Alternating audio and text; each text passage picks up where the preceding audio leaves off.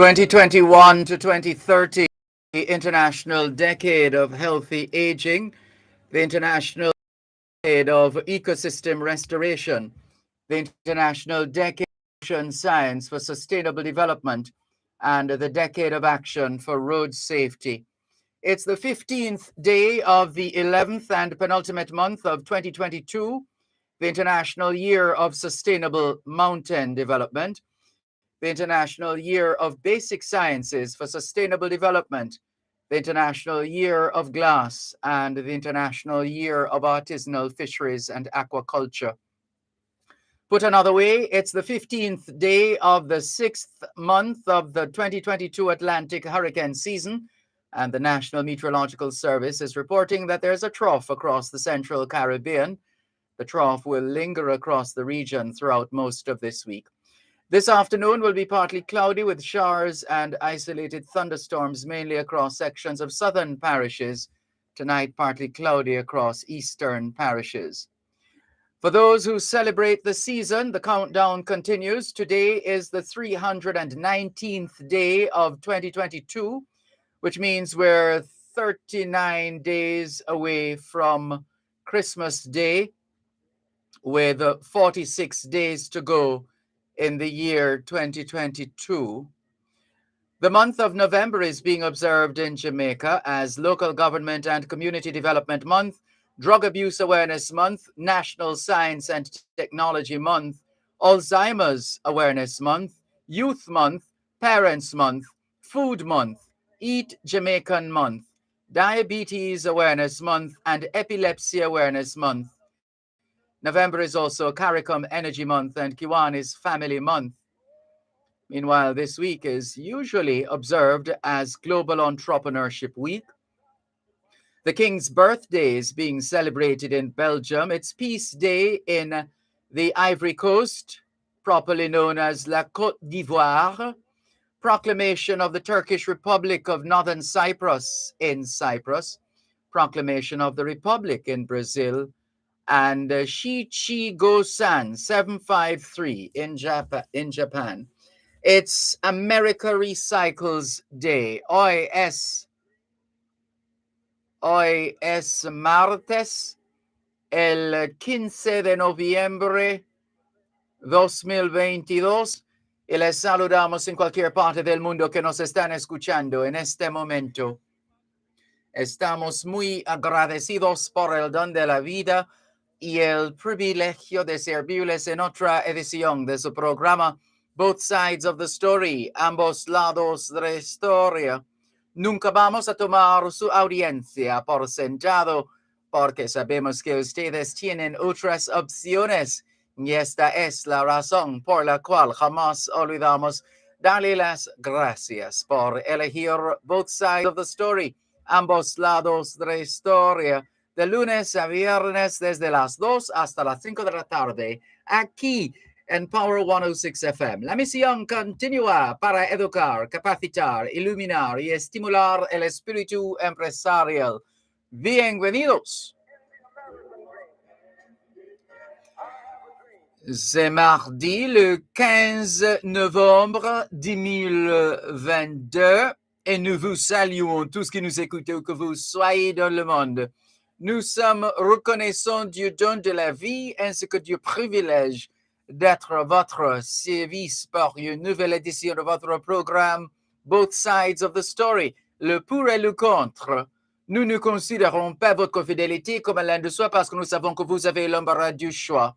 C'est pourquoi nous n'oublions jamais de vous remercier de choisir d'écouter Both Sides of the Story, le pour et le contre, du lundi au vendredi de 2h à 5h de l'après-midi sur notre antenne Power 106 FM. Nous continuons notre mission d'éduquer, d'habiliter, d'éclairer et d'encourager l'esprit d'entreprise. Bienvenue.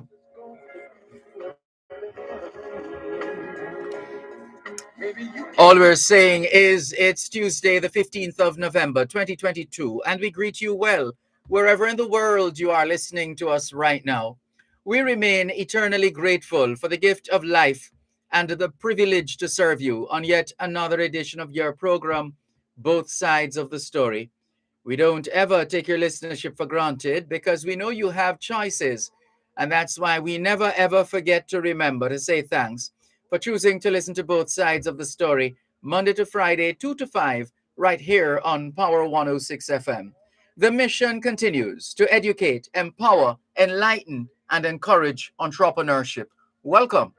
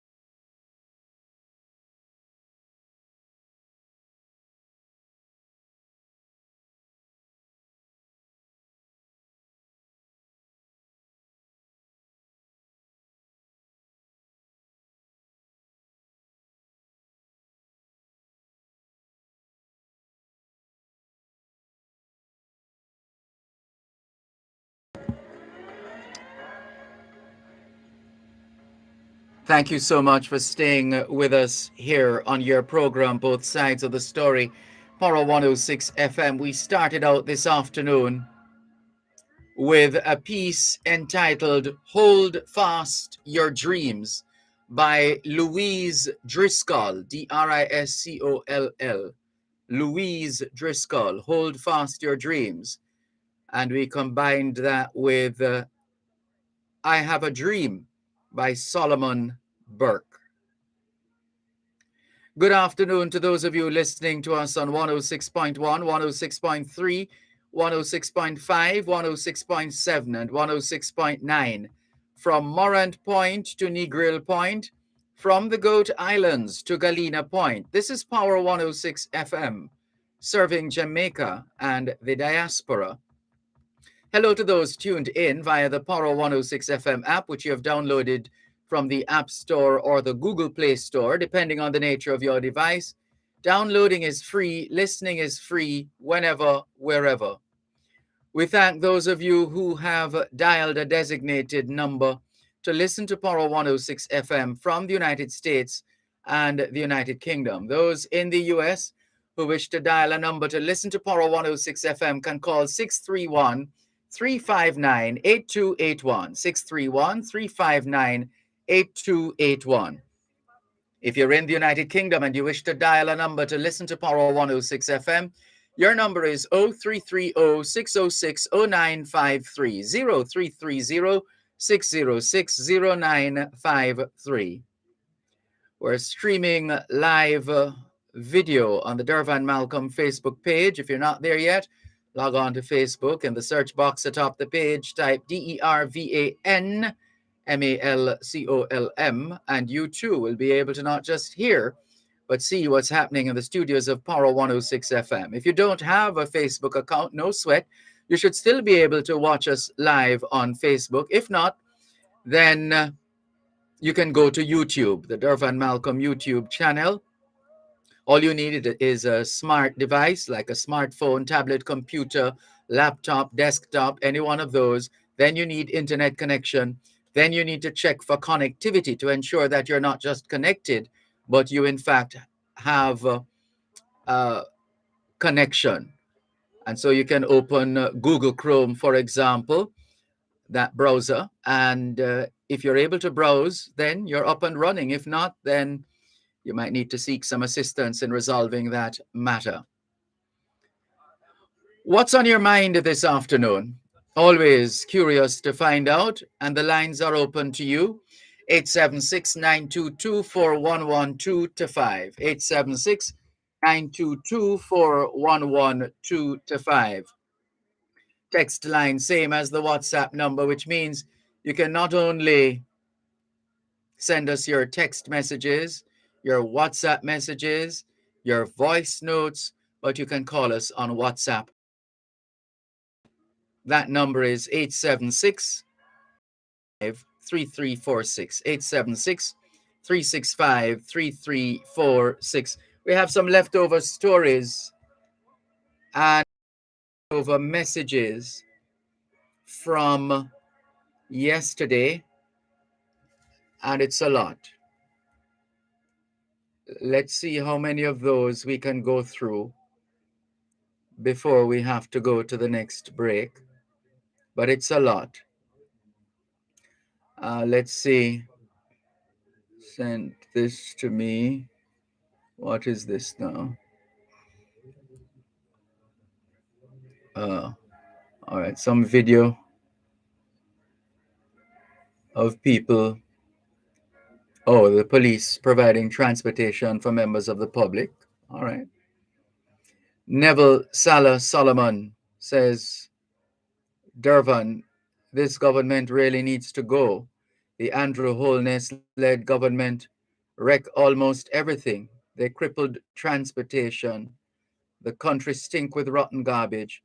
This government hasn't got anything like vision. They need to go.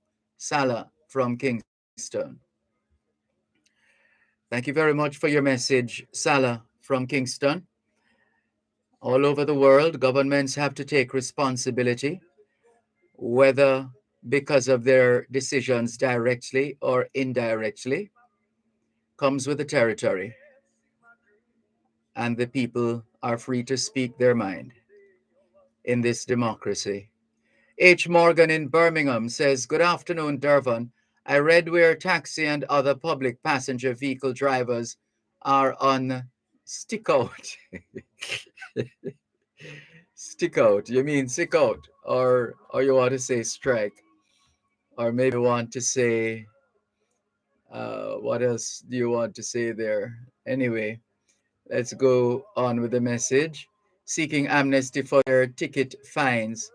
I don't think the government should concede and give in to those drivers. If they did not want the fines, do not commit the crime.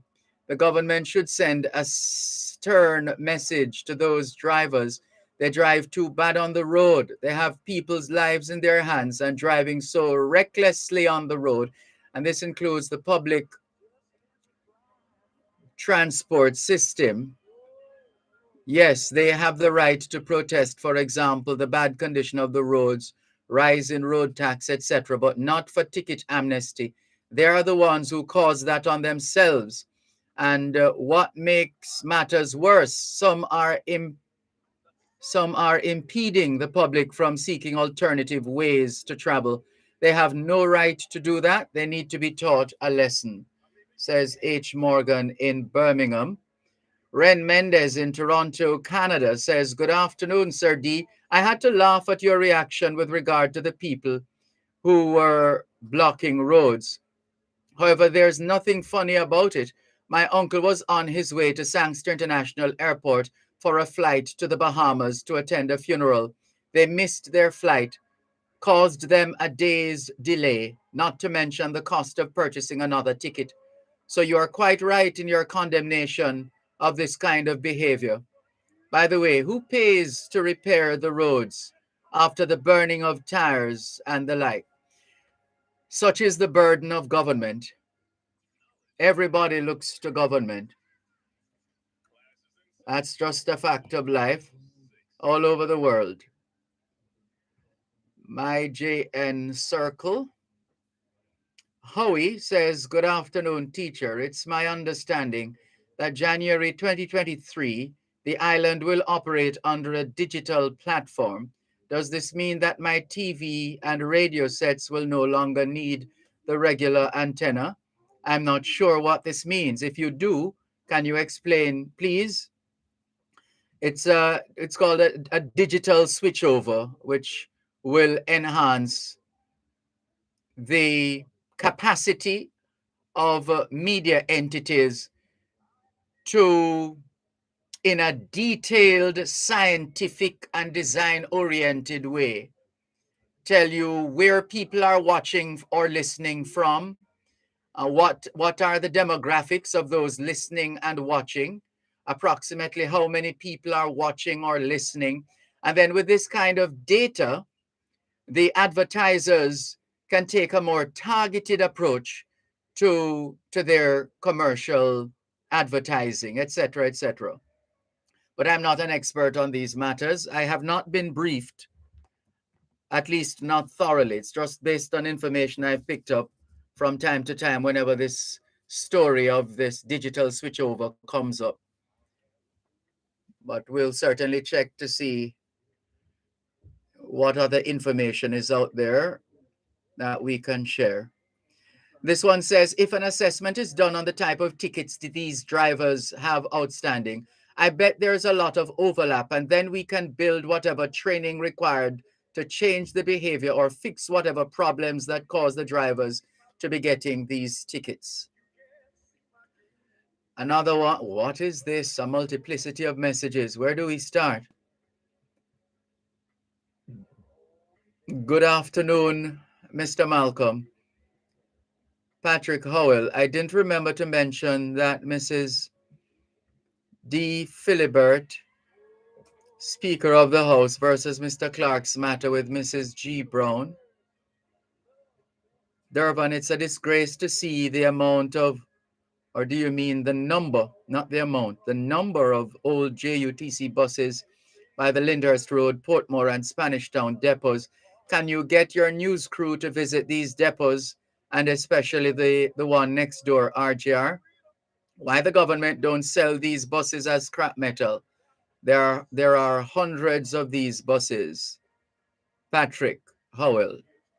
Then he goes on to say, if the head of the stream is corrupt, what do you expect at the level of the taxi and minibus drivers? There is corruption at all levels of this society. I have never heard of so many corruption in Jamaica. I think you needed much there now. Now you need much as opposed to many. Right? So I've never heard of so much corruption in Jamaica. How are we going to get out of this? Like we always have. There's a report or two, and there's a debate, a discussion in the public domain, and then it dies, and then we move on to the next topic. Cuban in Georgia says, good afternoon, Sir Malcolm. How land authorities have control of all these beaches? Are these beaches developed and fully functional? Yes, fully functional. Just go to NEPA, National Environment and Planning Agency website. Fully functional. Are these beaches being managed by the taxpayers' money? If there are public beaches, yes, for the public beaches. The state, through the different entities we listed yesterday, have a responsibility to maintain these public beaches. Next one, Mr. Malcolm, if we had our train system up and running, then Jamaica would not lose a single penny from these protests.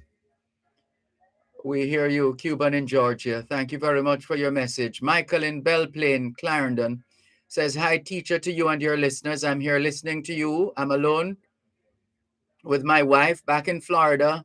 Just come from the airport. I will be here. I love Jamaica. Keep safe, teacher. And you do likewise, Michael. Natalie Winter has shared a video. KSAMC counselors call for reliable transportation system. Was there a time? Has there ever been a time that we have never called for an improved transport system?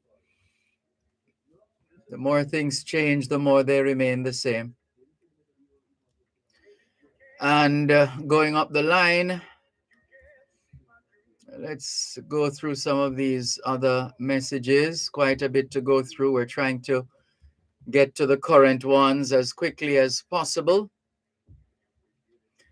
Let's see. Good afternoon to Leo Gilling. Good afternoon, Keith Williams. This one, let's see what this one says. This is a series of pictures and some kind of link. All- Thank you very much for sharing. More in a moment.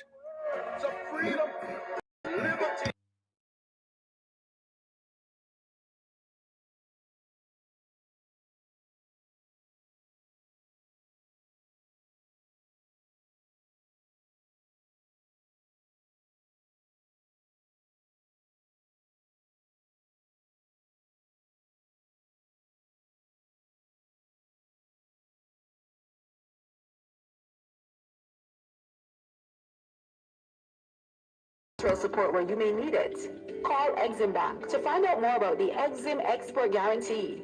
Exim Bank. By helping businesses, we save lives and livelihood.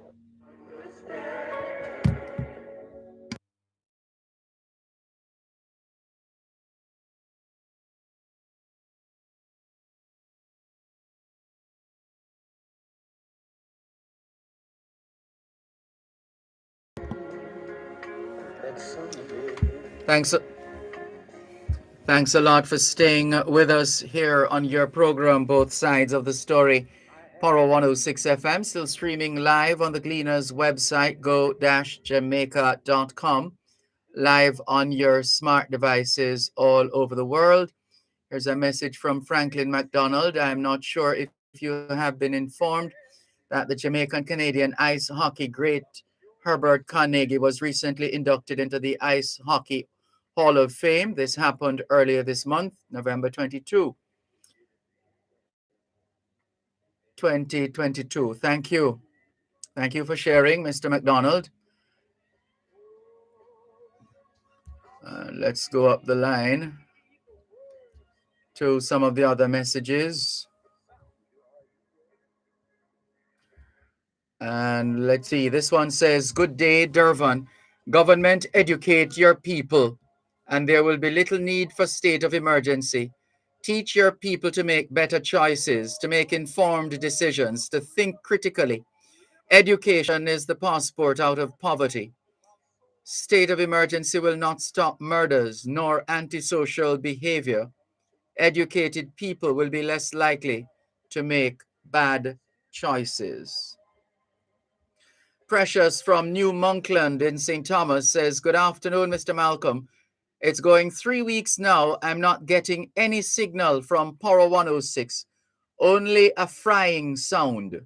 Precious from New Monkland, St. Thomas. We're forwarding your message immediately, Precious from New Monkland in St. Thomas, to the transmission radio and television WhatsApp group for the attention of our broadcast engineers. So we just forwarded the message. We will now send the contact number as well for this listener who has not been able to listen to Poro 106 due to signal issues. Here's another message, Mr. Malcolm. What is the significance of the Ministry of Youth and Sport? Well, the full ministry is, I know there have been some changes, but the full ministry is Ministry of Culture, Gender, Entertainment, and Sport. Now, we used to have a Ministry of Education, Youth, and Information. So it's now Ministry of Education. I don't think they've kept the youth component. Anyway, where's the rest of the message? And I do not see any involvement with youths, especially when it comes to rural areas. Shouldn't members of parliament also be a part of social and sports programs planned in the constituency? Well, as we've been saying for years now on this program, what we have to do is to try as best as possible to agree on some fundamental things, some non-negotiable areas. like the development of the constituency. And so, whoever is the member of parliament should, along with the the caretaker for that constituency, should work together to host at least one big town hall meeting in the constituency, or a couple of meetings in the constituency, to identify, to help to identify and to arrive at a consensus with respect to the priorities in each constituency. What are the priorities when it comes to roads? What are the priorities when it comes to general infrastructure development? What are the priorities when it comes to uh, the the provision of certain essential services, etc. But it is important that the people are involved in the process.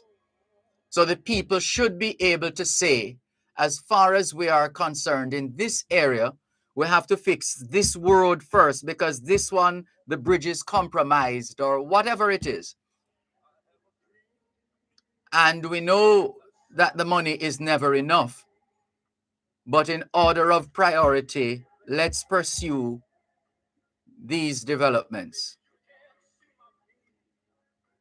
We think that would make much more sense than just spending some money for the sake of spending some money. What are the priorities? What is going to be the impact of that money spent on that work that needs to be done? Will it benefit a small group of people, a large group of people? Will it benefit the entire constituency? We have to spend wisely in that regard. Thank you very much for your message. And with respect to youth engagement, the Sports Development Foundation to some extent is involved in helping to support youth programs at the community level and at the national level as well in particular. And there is also the Social Development Commission. The Social Development Commission is also involved in youth engagement at the community level. As bad as things are, there are some things that are in place already or that have been happening. Some stories coming out of the UK shared with us as usual by James in East London. Man stabbed in neck on busy South London High Street. It seems that is the number one crime in the UK, stabbings. Every day that James in East London sends us the collection of stories from the UK, there are at least 2 or 3 stabbings. Oh dear.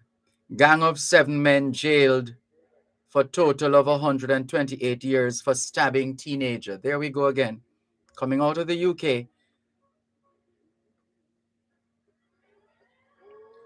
And London did, however, come top for one certain type of crime. Anyone who spends enough time each day browsing through news about London might get the impression that crime in the capital is out of control. Every day, Londoners see and hear stories of murder, rape, robbery, theft, violence, and drug offenses on their phones and laptop screens.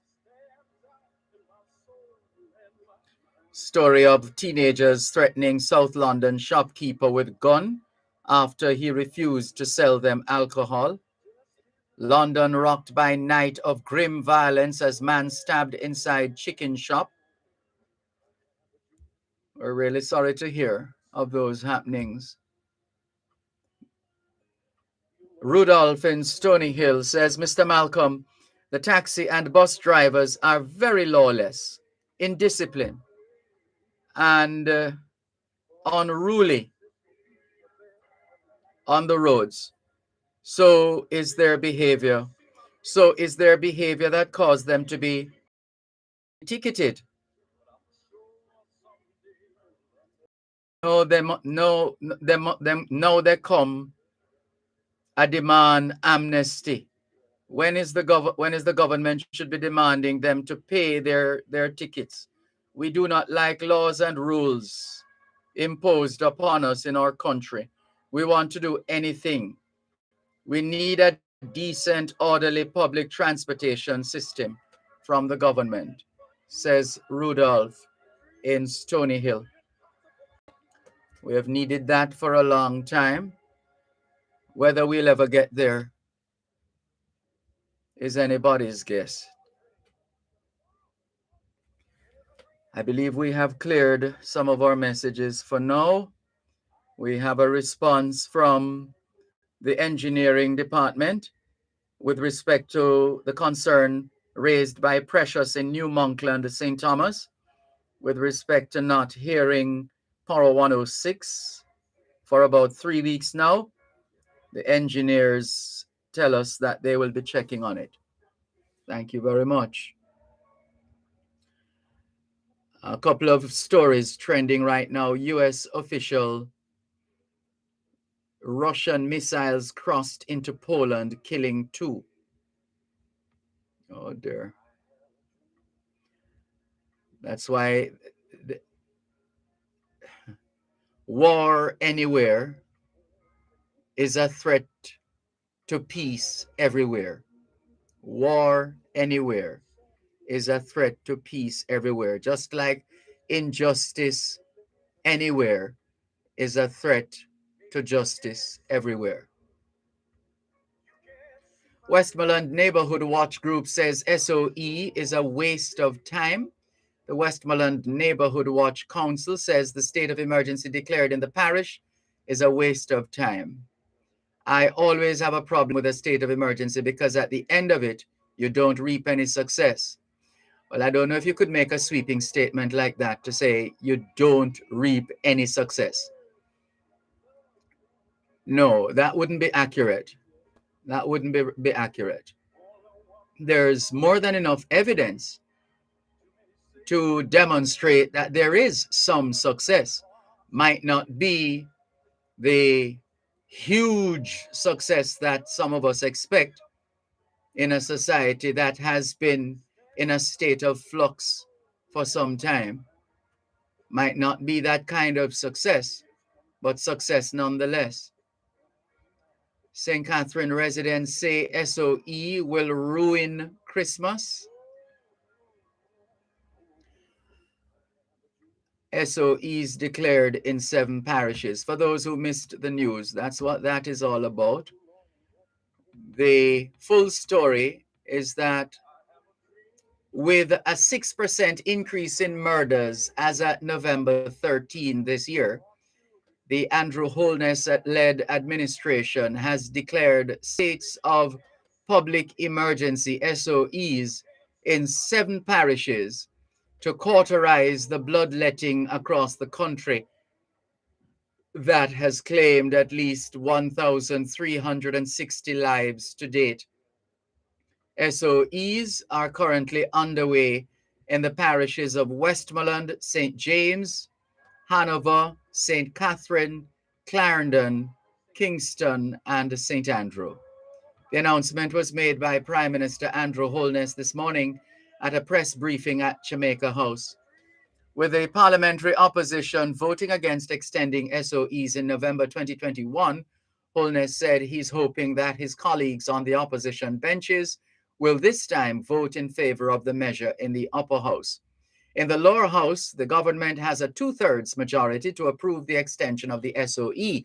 However, the government needs 1 vote from the opposition benches in the Senate to extend the state or states of emergency. The Prime Minister said that in the current SOE, the security forces will be looking to strengthen their powers to search. He said that the police would be placing emphasis on finding and disarming gunmen. According to Holness, the security forces will be using intelligence to pursue persons who are intent on carrying out criminal activities and who intimidate witnesses when they are brought before the courts. He indicated that the new regulations under the SOE are crafted in a manner to safeguard life as well as the rights of all Jamaicans.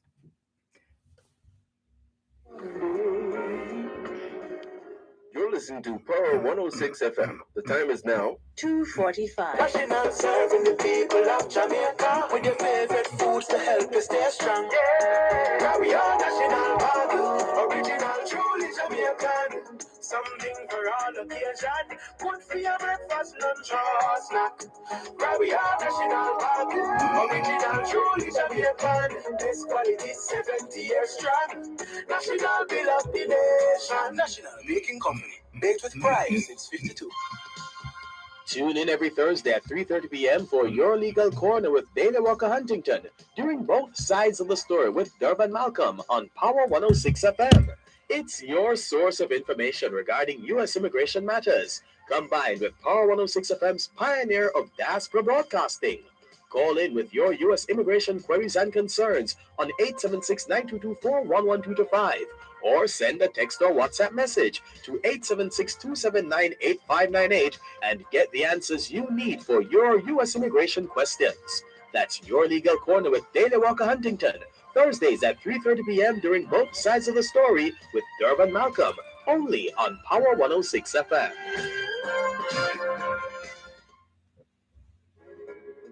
Maybe you can't see my meaning. You can't see my dream.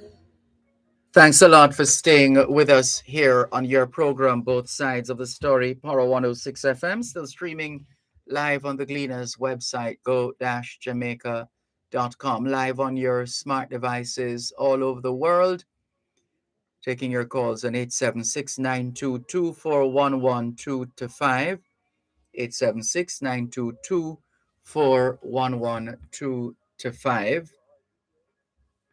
Let's clear some more messages. Hello to Sandra Forrester. Good afternoon to you. Thank you for tuning in. Velta Wilson, good afternoon. Sandra Forrester messaging us again. Ricardo in Glengoff, St. Catherine is greeting everybody around the world as usual. Sharon Richards says, good afternoon, Sir Malcolm and all listeners listening out there. I greet you all well. Let's all give thanks for life on this another beautiful day. All the best. And thank you very much, Sharon Richards. Inez Iona Campbell says, pleasant afternoon, everyone. To you too, Inez Iona Campbell. Faye Weller says, good afternoon, Mr. Dervan and listeners. I'm here listening. Thank you very much, Faye Weller. Norman Hines in St. Thomas says, blessed afternoon, Mr. Dervan, Malcolm, and listeners. Blessed afternoon to you too, Norman Hines.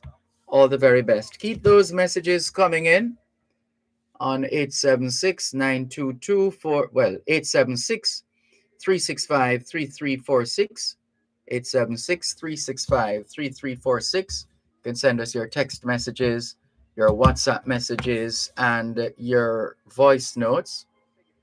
You can stand by in the meantime. We have an interview coming up.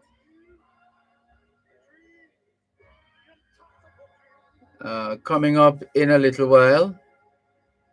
You can stand by for that. In fact, we just got information that we are shifting. Right. So we will shift that interview. All right, let's continue with more on your program, Both Sides of the Story, Power 106 FM. Still streaming live on the Gleaners website, go-jamaica.com.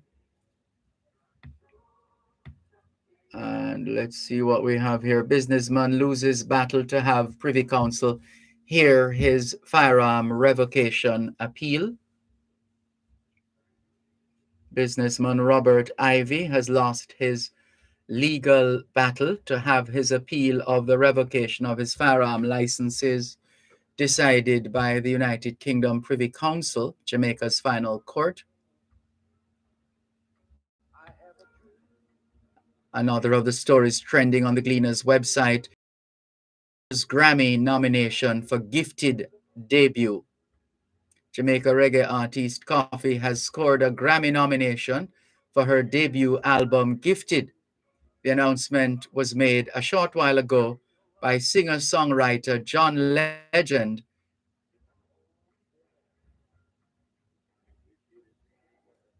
So this was during the 65th Grammy Awards nominations announcement live stream. So that was not so long ago.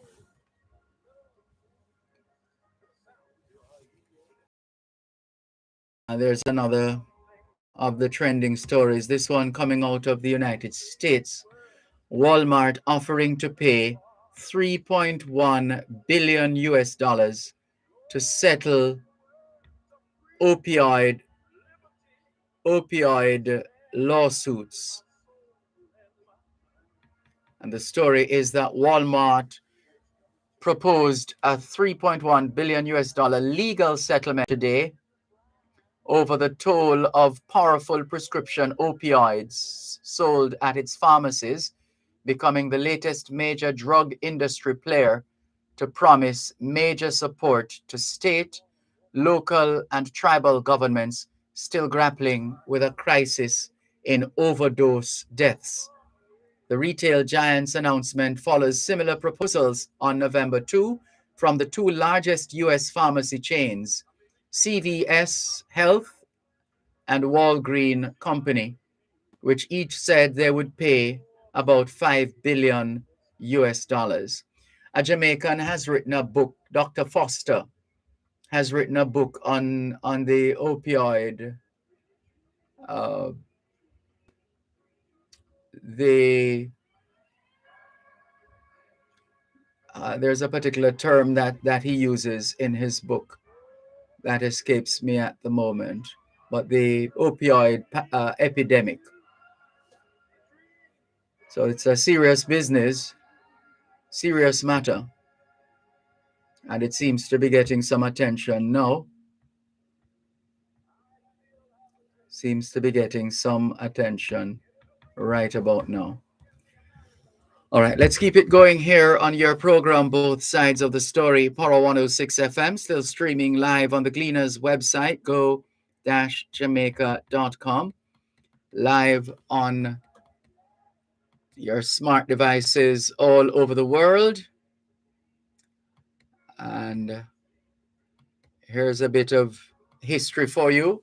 The first mayor of Kingston was elected on this day in 1802. First mayor of Kingston elected on this day in 1802. The occasion marked the first elections held at the courthouse, corner of Harbour and Hanover Streets. 25 members were elected, including John Jakes. I think his name might be the one associated with Jakes Road of Mountain View Avenue, who became the first mayor of the city. The city of Kingston is more than 210 years old. The town of Kingston is more than 320 years old. And the capital of Kingston is more than 140 years old. A city that hath foundation. We overheard Shalman Scott earlier on referencing William Knibb, the Baptist minister and abolitionist. William Knibb died on this day in 1845. 1845 was the same year that Jamaica's railway service was commissioned 1845 it was, costing about £220,000. William Knibb was the son of Thomas and Mary Knibb of Kettering, Northamptonshire. His father was a tradesman in that town and not a professor of religion. His mother, whose maiden name was Dexter, was a member of the Independent Church in Kettering. Knibb was the fifth of 8 children and a twin, whose other half was a sister. He was born on the 6th or 7th of September, 1803, described as not remarkable for application, but he was quick and clever at his lessons.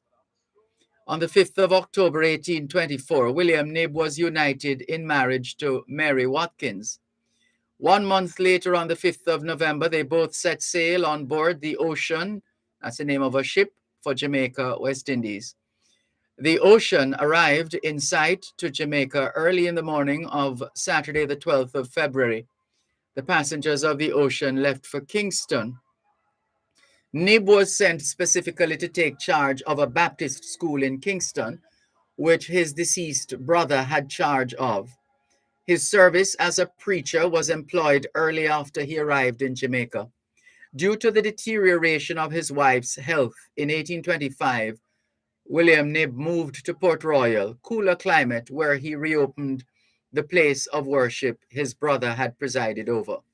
Knibb also ministered in Kingston and was instrumental in bringing the Baptist churches in Kingston together to form an association in 1826. He was chosen secretary of the Jamaica Baptist Association. It is claimed that William Knibb's greatness began with the 1831 insurrection, instigated by a native Baptist leader, Samuel Sharp. Although he knew nothing of the planned rebellion until about 2 days before, he was arrested and many false witnesses brought before the court to give evidence against him. He, however, won the case, but was harassed on all sides by the authorities because of his anti-slavery stance.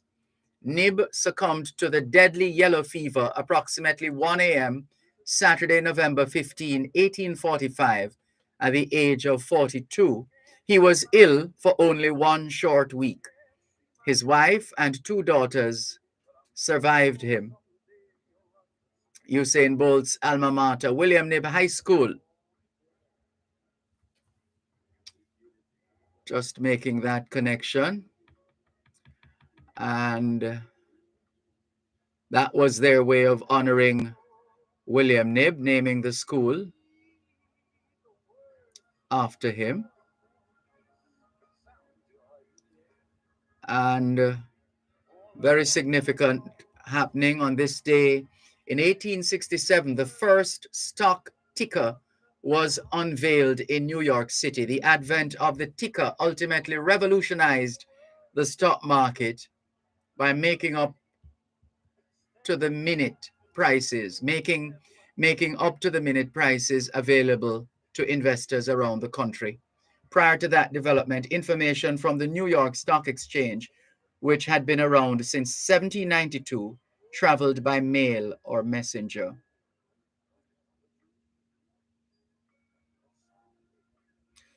On this day in 1883, in Jewish Jamaican history, the directors of the Ashkenazi congregation and the Sephardic congregation met to discuss the terms of their proposed amalgamation. This became necessary after the Ashkenazi and Sephardic synagogues were lost in the Great Fire of Kingston on December 11, 1882. At the end of the meeting, both sides agreed that the character of the congregation was fixed as Orthodox. The liturgy was to be in accordance with the Spanish and Portuguese ritual, while the law and prophets, that is, Torah and Haftorah, were to be read with the tone and inflection of the English and German Jews. That was 1883 in Jamaica.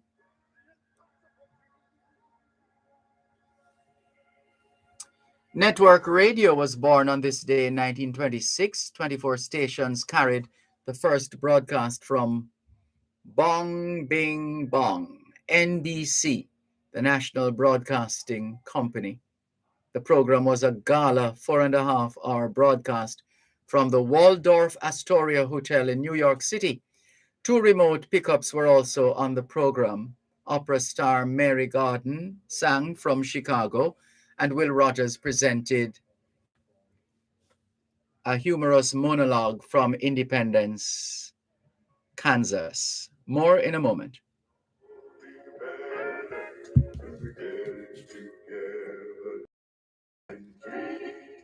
Knowledge is power.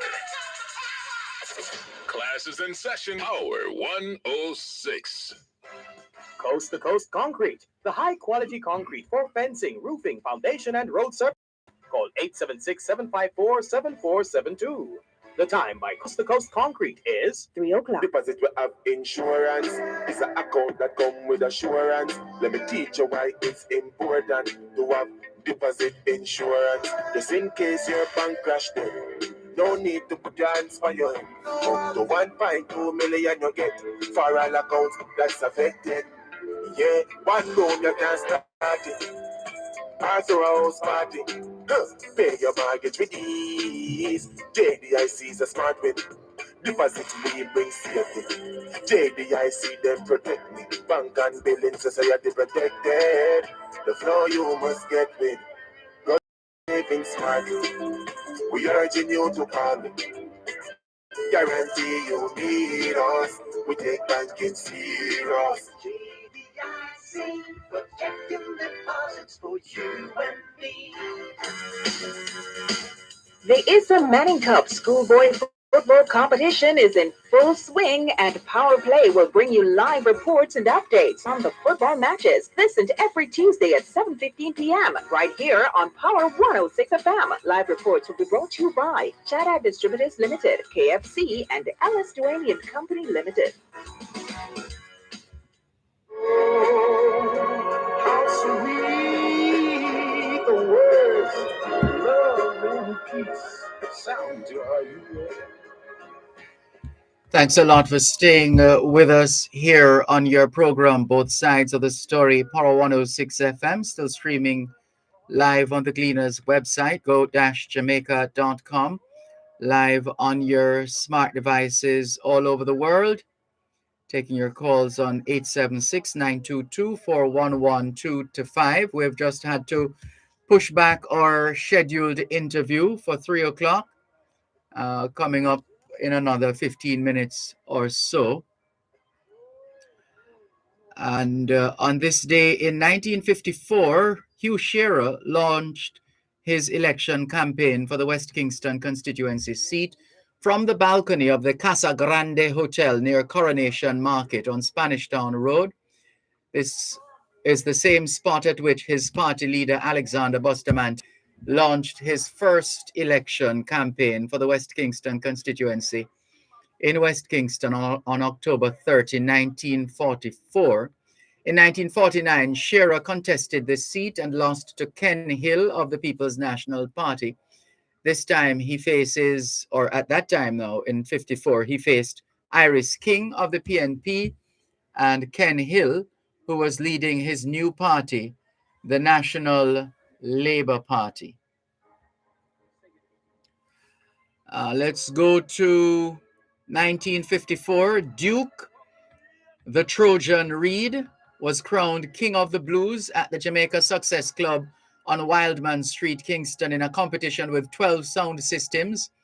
His system was smaller than his competitors, but the judges and the huge crowd felt that he played the best mix for the Hepcats, the Beboppers, and the Yankers. And there's another bit that we have here.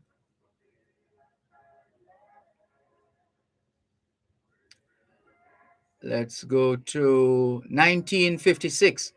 The mayor of Kingston, Balfour Barneswell, was admitted to the Kingston Public Hospital following a mild heart attack. He served from 1956 to 1958. Barneswell Beach, Barneswell Gully, and there's a Sian Barneswell as well, a PNP councillor and a former mayor of Maypen and chairman of the Clarendon Municipal Corporation. Health Minister Ivan Lloyd on this day in 1960 informed the House of Representatives that Agriculture Minister Keeble Munn was a descendant of George William Gordon. Isaacs gives members this information in his comments at the first meeting of the House in its new parliamentary building named Gordon House in memory of George William Gordon. And Lyndon Newland shortly after informed members that Robert Lightburn, the member for Western St. Thomas, was a descendant of Paul Bogle, who was associated with Gordon in the Morant Bay Rebellion in 1865. Newland also called for the erection of statues of Gordon and Bogle. And having mentioned Keeble Munn as a descendant of George William Gordon, we remind you that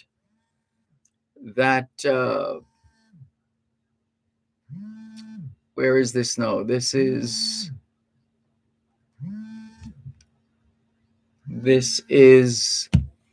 having to do with Matilda's Corner. Matilda's Corner is actually named after Keeble Munn's mom, Matilda. Their family owned quite a lot of land in that region.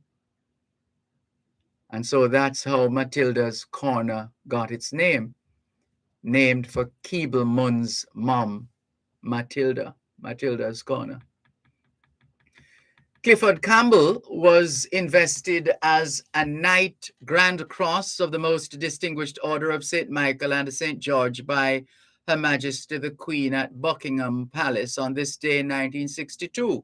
Sir Clifford, who later lunched with Her Majesty, was in London on his way home from the Commonwealth Parliamentary Association conference held in Lagos, Nigeria, which he had attended as a member of the Jamaican delegation. Sir Clifford Campbell became Jamaica's first native Governor-General when he was sworn in on the 1st of December 1962 at a ceremony held at the National Stadium. Originally scheduled to take place in the King's House Ballroom, Sir Alexander Bustamante changed the venue to allow as many Jamaicans as possible to participate in the historic occasion. Jamaica's first national hero, Marcus Garvey, was enshrined in state and church ceremonies at King George VI Memorial Park, now known as National Heroes Park. It happened on this day in 1964. His body was brought home from England, where it had been buried. Still in 1964, Development and Welfare Minister Edward Siaga, who was responsible for the arrangements for the enshrinement of the body of Marcus Garvey at the King George VII Memorial Park, announced that the birthplace of George William Gordon and the site of Paul Bogle's chapel in Stonygut had been identified by the Jamaica National Heritage Trust. Bogle's chapel and Alexander Bustamante's birthplace at Blenheim in Hanover would be rebuilt, and Norman Manley's birthplace at Roxburgh in Manchester would be restored as part of the program of honoring Jamaica's national heroes. 1964, still in 64, local government minister Leopold Lynch signed an order granting borough, a town especially in Britain, one that forms the constituency of an MP, or that was originally incorporated by royal charter. So local government minister Leopold Lynch on this day in 1964 signed an order granting borough, B-O-R-O-U-G-H, borough status to the towns of Morant Bay in St. Thomas and Lucy in Hanover to pay honor to national heroes Paul Bogle and Alexander Bustamante, who were born in these parishes. Morant Bay's first mayor would be C.T. Barrett and Deputy Mayor Doris Burke, and Lucy's first mayor would be Houghton Johnson and Deputy Mayor Ethelbert Hudson. And let's go to 1965. Work on the construction of what is described as A convention hall for indoor sports at the National Stadium complex was scheduled to start on the morning of this day in 1965. Work was held up when a gang of 25 men associated with the National Workers and Trade Union Congress arrived and demanded to be employed. Hopetoun Cavan, the TUC's General Secretary, that's a Trade Union Congress, Trade Union Congress, the TUC's, so Hopetoun Cavan was the TUC's General Secretary. He told the contractors reports that he could only employ men sent by Development Minister Edward Siaga with identification cards signed by him would not be tolerated, and insisted that work must be shared 50-50. So that was 1965. I don't think that hall was constructed, quite frankly. I haven't been able to find any evidence of that. The National Arena, as far as we're aware, was officially opened back in 1963. 1963, I believe it was. And this hall that they were building or on the stadium complex was scheduled to be done in 1965. So whatever became of that hall, if it ever came into being. Let's go to 1966. An Earth satellite receiving station was installed on the grounds of the Jamaica Pegasus Hotel in New Kingston, St. Andrew, to provide guests in its 350 rooms with color television. The JBC TV was still transmitting television programs in black and white.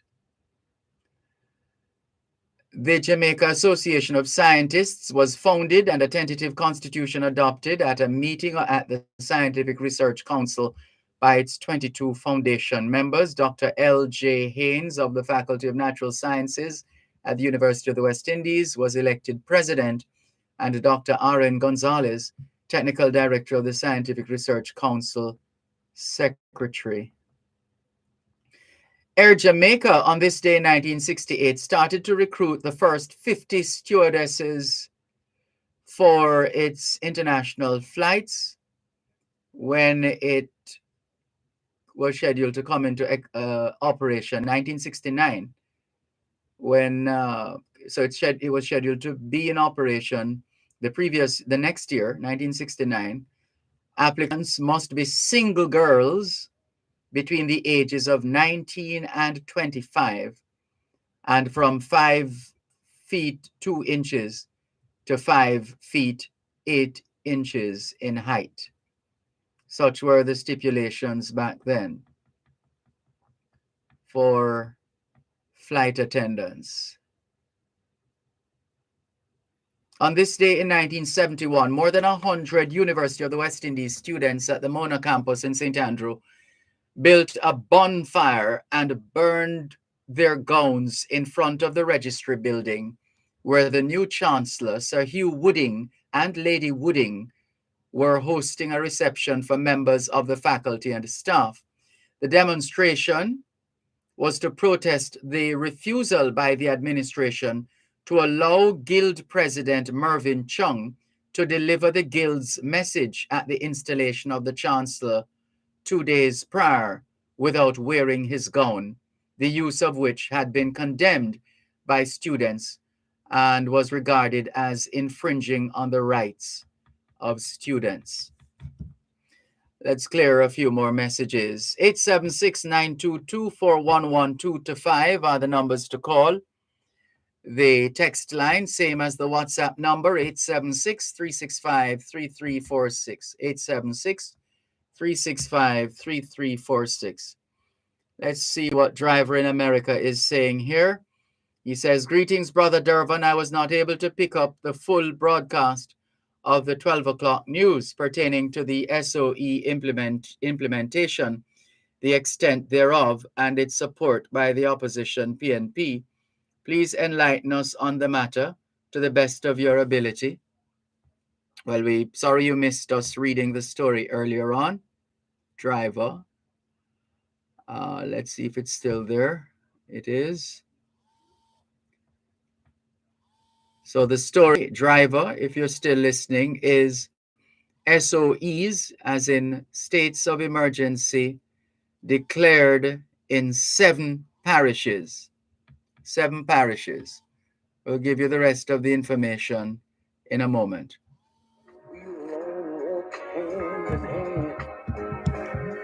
I have a dream.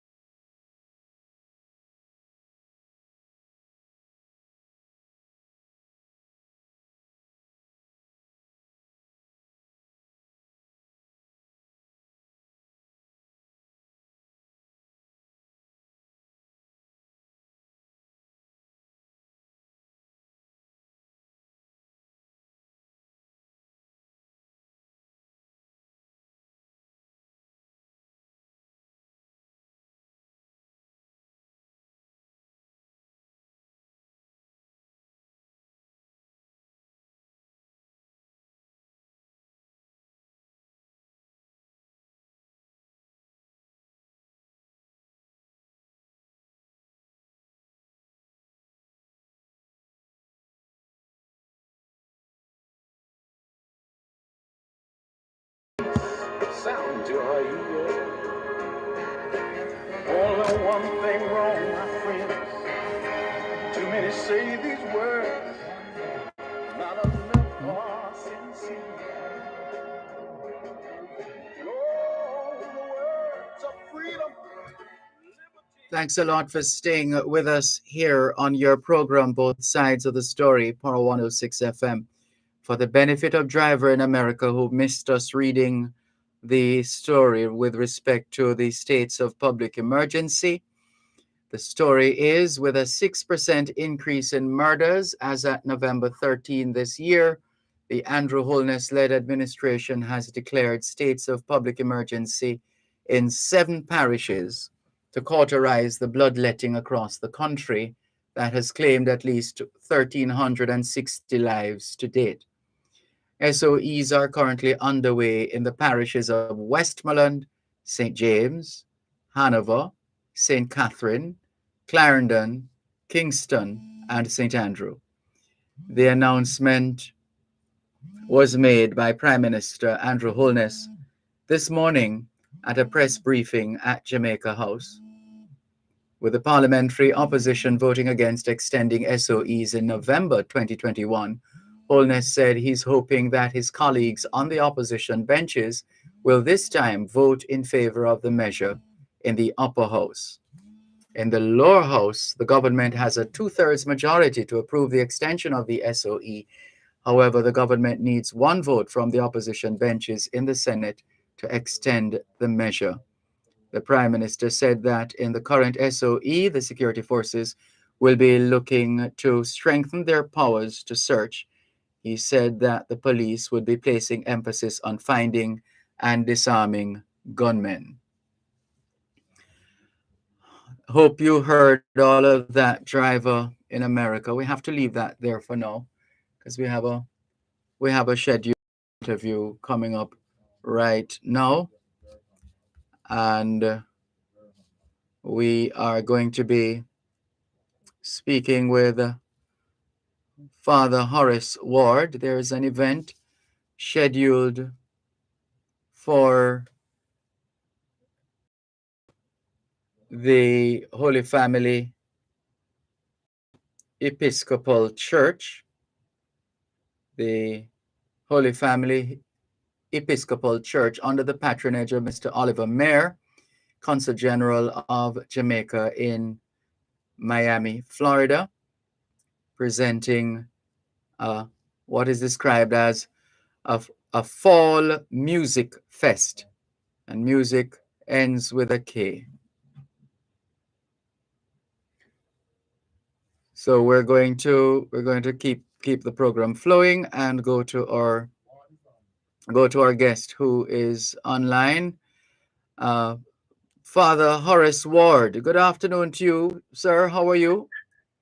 Good afternoon, Mr. Dervan Malcolm. It's a joy to be with you, and thank you so much for your kindness in us being able to share with you the event coming up this Sunday, the 20th, here at the Episcopal Church of the Holy Family in Miami Gardens, Florida. Thank you so much, sir. Well, it's the least we can do. As we always say, you're the ones doing the heavy lifting. We're just happy to be able to share your work with Jamaica and the rest of the world. Thank you so very much. So, talk to us about how this event came about. This fall music fest and and the fact that the Holy Family Episcopal Church is so prominent in connection with this event. Oh, it is our joy and our gratitude to host this festival at this time. It came about twofold. One, in terms of us at Holy Family, our community, wanting to strengthen our work throughout the diaspora, starting here in South Florida, the Jamaican diaspora, and to be able to expand our outreach connection with the community, in which we are developing a new ministry, which is called the Howard Thurman Center for Empowerment and Learning.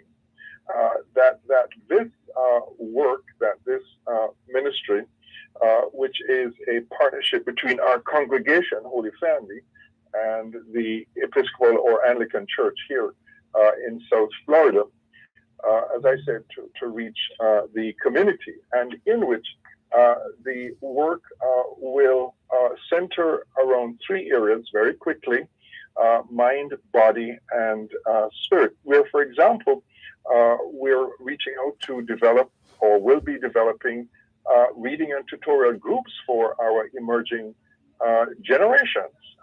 That there will be, as we envision, a library making and emphasizing reading and literacy amongst our next generation. That's just a sample testing.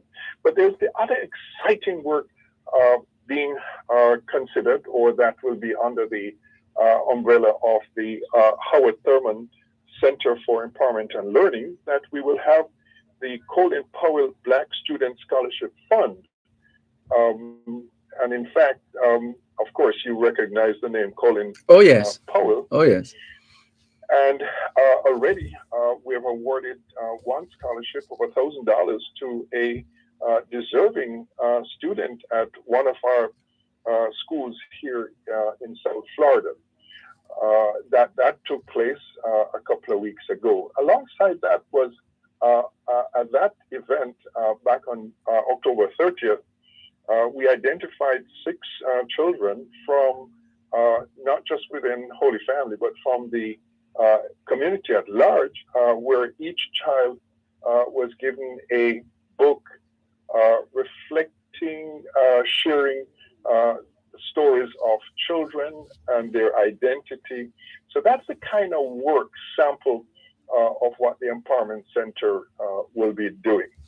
So that's one piece of it. Another significant, as I said earlier, is to connect with our wider community across, not just here in Florida, but across the nation.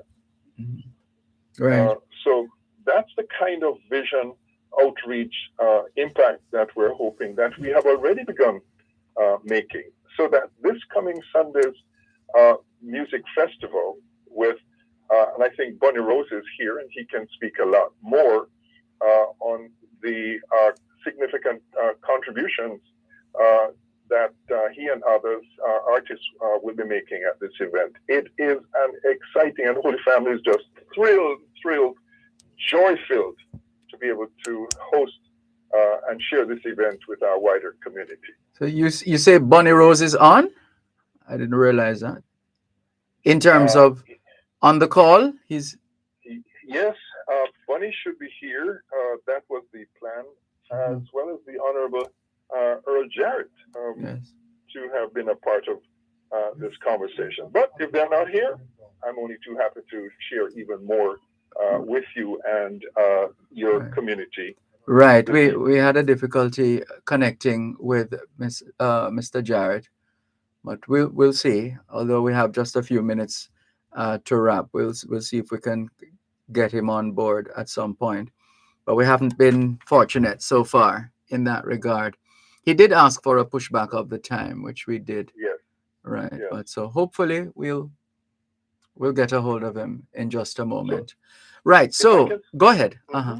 If I could say a little bit more with great joy and enthusiasm about the Fall Music Fest, as you introduced, thankfully, under the patronage of Mr. Oliver Mayer, the Consul General of Jamaica here in Miami. Now, as for the artists appearing related here, let me celebrate, is that we are remembering Karen Smith, who has been a part of the life of Holy Family for almost 2 decades, with her musical gifts here in concerts at Holy Family, and again another way of the church serving and linking together with our community. So we'll be remembering Karen Smith, and gratitude. Her family will be here joining in as we remember our beloved Karen. Additionally, out of Jamaica, we have Bunny Rose, tenor. We have Jamie Wilmot, vocalist, and Dr. Kathy Brown, pianist, will be here and very much a part. Connecting to Karen, her daughter Courtney, I did mention a moment ago that her family would be here. And so we're very, very blessed. And I think South Florida is looking forward to having Courtney herself, an artist, and a wonderful, gifted young lady who will be a part of this experience. Locally, we do have a saxophonist, Melton Mustafa. Melton and his family, musicians, are very much a part of the creative musical arts here in South Florida. So when you look at those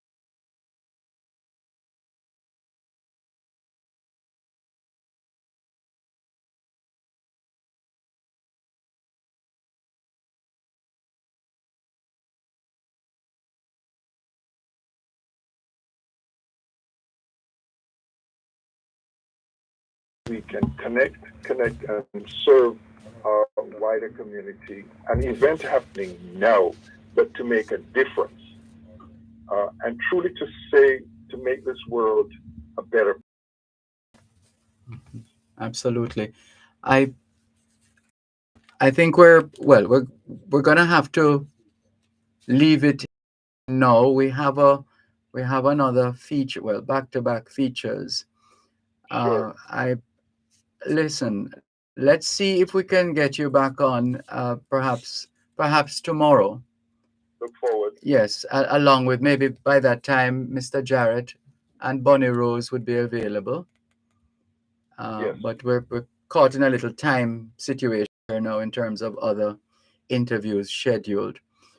But in the meantime, we want to encourage as many people as possible in the state of Florida and elsewhere to support this Fall Music Fest, and which is scheduled for Sunday, the 20th of November in Miami Gardens, Florida, more precisely at Holy Family Church, Episcopal Church, and it's under the distinguished patronage of Mr. Oliver Mayer, Consul General of Jamaica in Miami, Florida. Thank you, Father Ward, for ably taking us through the event. And as we said, we'll do our best to reconnect with you tomorrow so we can get some more time, give some more time to this, to the work that is going to be done and is already being done thanks to the funds Thank you. raised. Okay, thank Thank you. you. We look forward. Same here. Thank you very much. Goodbye. Bye bye.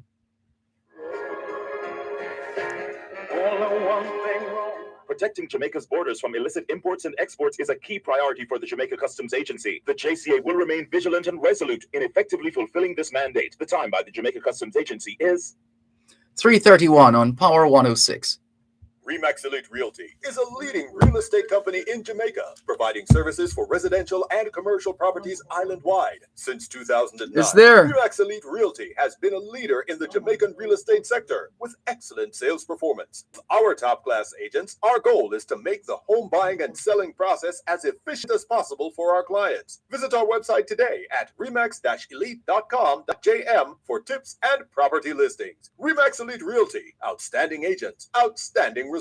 The JTDA presents the Caribbean's largest tech event of the year, Biz Tech Conference 2022, November 17th and 18th, Jamaica Conference Center, powered by Salt Tech, Info Exchange, Hitachi System Security, HP Aruba, and Incomex. Join us for an era-defining hybrid experience with face-to-face and virtual keynotes, panels, and training with lots of giveaways. Register now at jtda.org or call 754-9640 for details.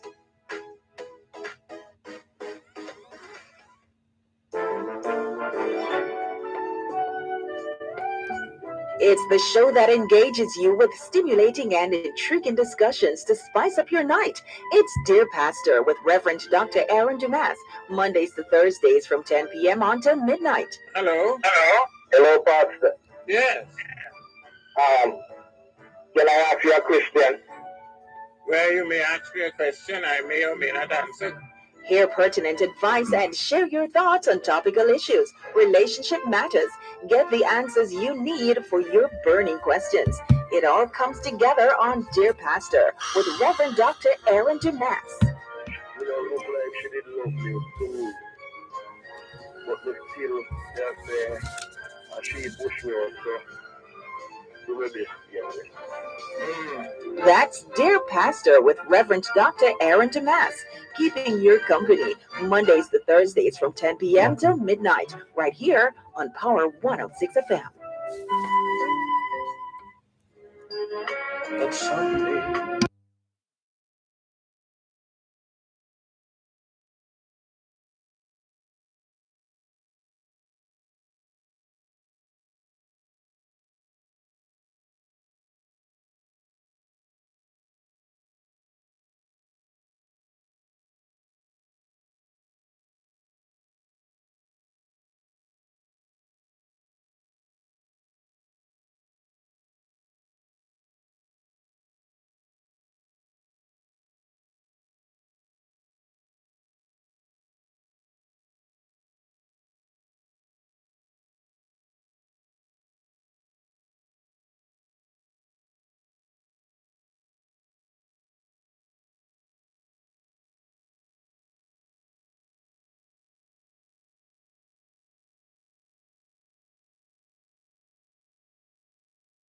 both sides of the story, Power 106 FM, still streaming live on the Gleaners website, go-jamaica.com, live on your smart devices all over the world. We're sorry we're not able to connect with our guest in this scheduled for this segment as well.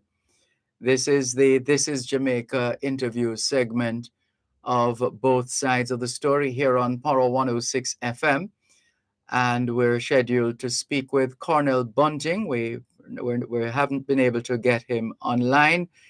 Cornell Bunting, best-selling author and motivational speaker. He connects to audiences through his words. The power of his writing inspires and entertains children and adults alike.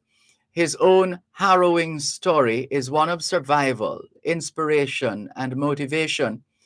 Bunting was framed and spent time in jail for a crime he didn't commit. He was clinically dead for 16 minutes before God's miracle gave him a new breath. He shares his passion for people, children, and words through his books. His writing shares lessons of perseverance and triumph and inspires children and adults to live life to its fullest. Bunting is 3 times best-selling author with books that mirror his life, telling a story of love, betrayal, and redemption. He is the father of 4 boys and a stepdaughter. He reconnected with his writing during his time behind bars and authored 4 books. Bunting lives to tell his most well-known story. In 2016, he was attending Next Level Church when he suddenly had a cardiac arrest. Medical experts on the scene said Bunting died for 16 minutes with over 5,000 people watching. Suddenly, he came back to life and a new journey was born. The Fort Myers resident has continued to write, telling stories with intensity and compassion. He has written more than 50 books with a mix of fiction and non-fiction novels. Cornell Bunting wants to tell his story and share his books with as many young minds as possible to share his life's lessons. His goal is to be in every school, continue to offer motivational messages, and share his books and time at events worldwide. What a story! And we haven't had the pleasure yet of interviewing him. We were scheduled to speak with Cornell Bunting in this segment, that This is Jamaica interview segment. Apologies, that has not happened. Let's see if we can fix that in just a moment as we continue here on your program, Both Sides of the Story, Power 106 FM, still streaming live on the Gleaners website, go-jamaica.com, live on your smart devices all over the world, taking your calls on 876-922-4112 to 5. Just a couple of instances of being unable to connect with our guests, holding us back a bit, but we're moving forward nonetheless.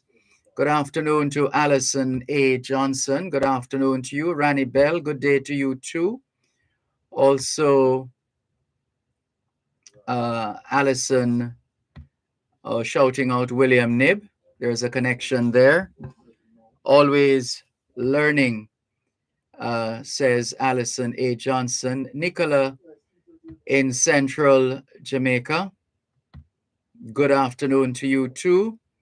And Jones Dolores is in Sacramento, California. She says, good day to you, Dervan and friends, watching from Sacramento. Good to have you join us, Jones Dolores in Sacramento, California.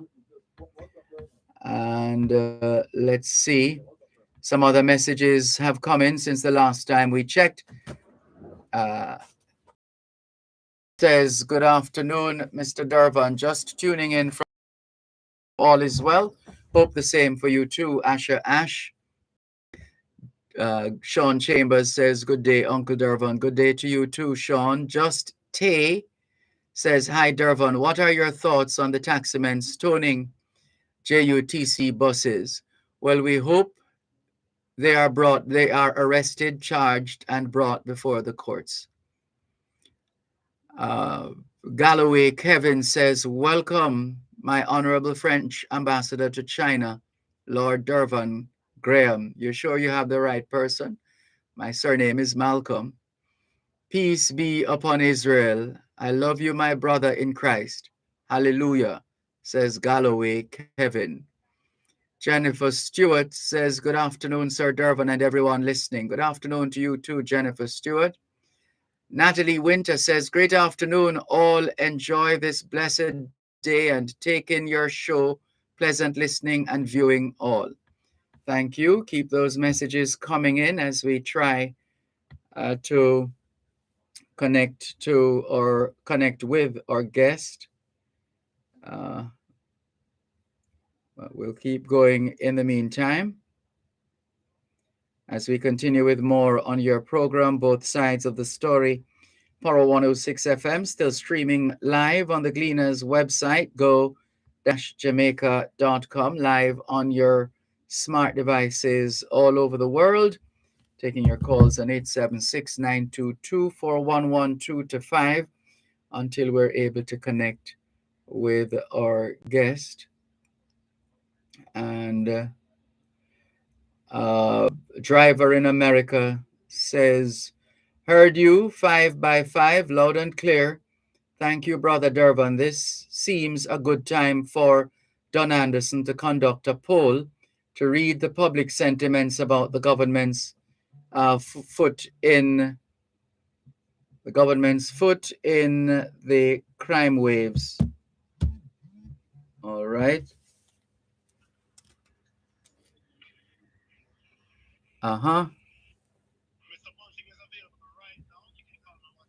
Good. Thank you. Thank you very much as we continue with more on your program, Both Sides of the Story, Power 106 FM, still streaming live on the Gleaners website, go-jamaica.com, live on your smart devices all over the world. And we're just trying now to make that link with our guest who has been waiting in the wings. We've been having connection issues, so we're going to connect in just a moment here on your program, Both Sides of the Story, Power 106 FM, still streaming live on the Gleaners website, go-jamaica.com, live on your smart devices all over the world. And we'll go back to your calls a little later on. But let's just ensure that we have Mr. Bunting on for this segment. And This is Jamaica. The This is Jamaica segment.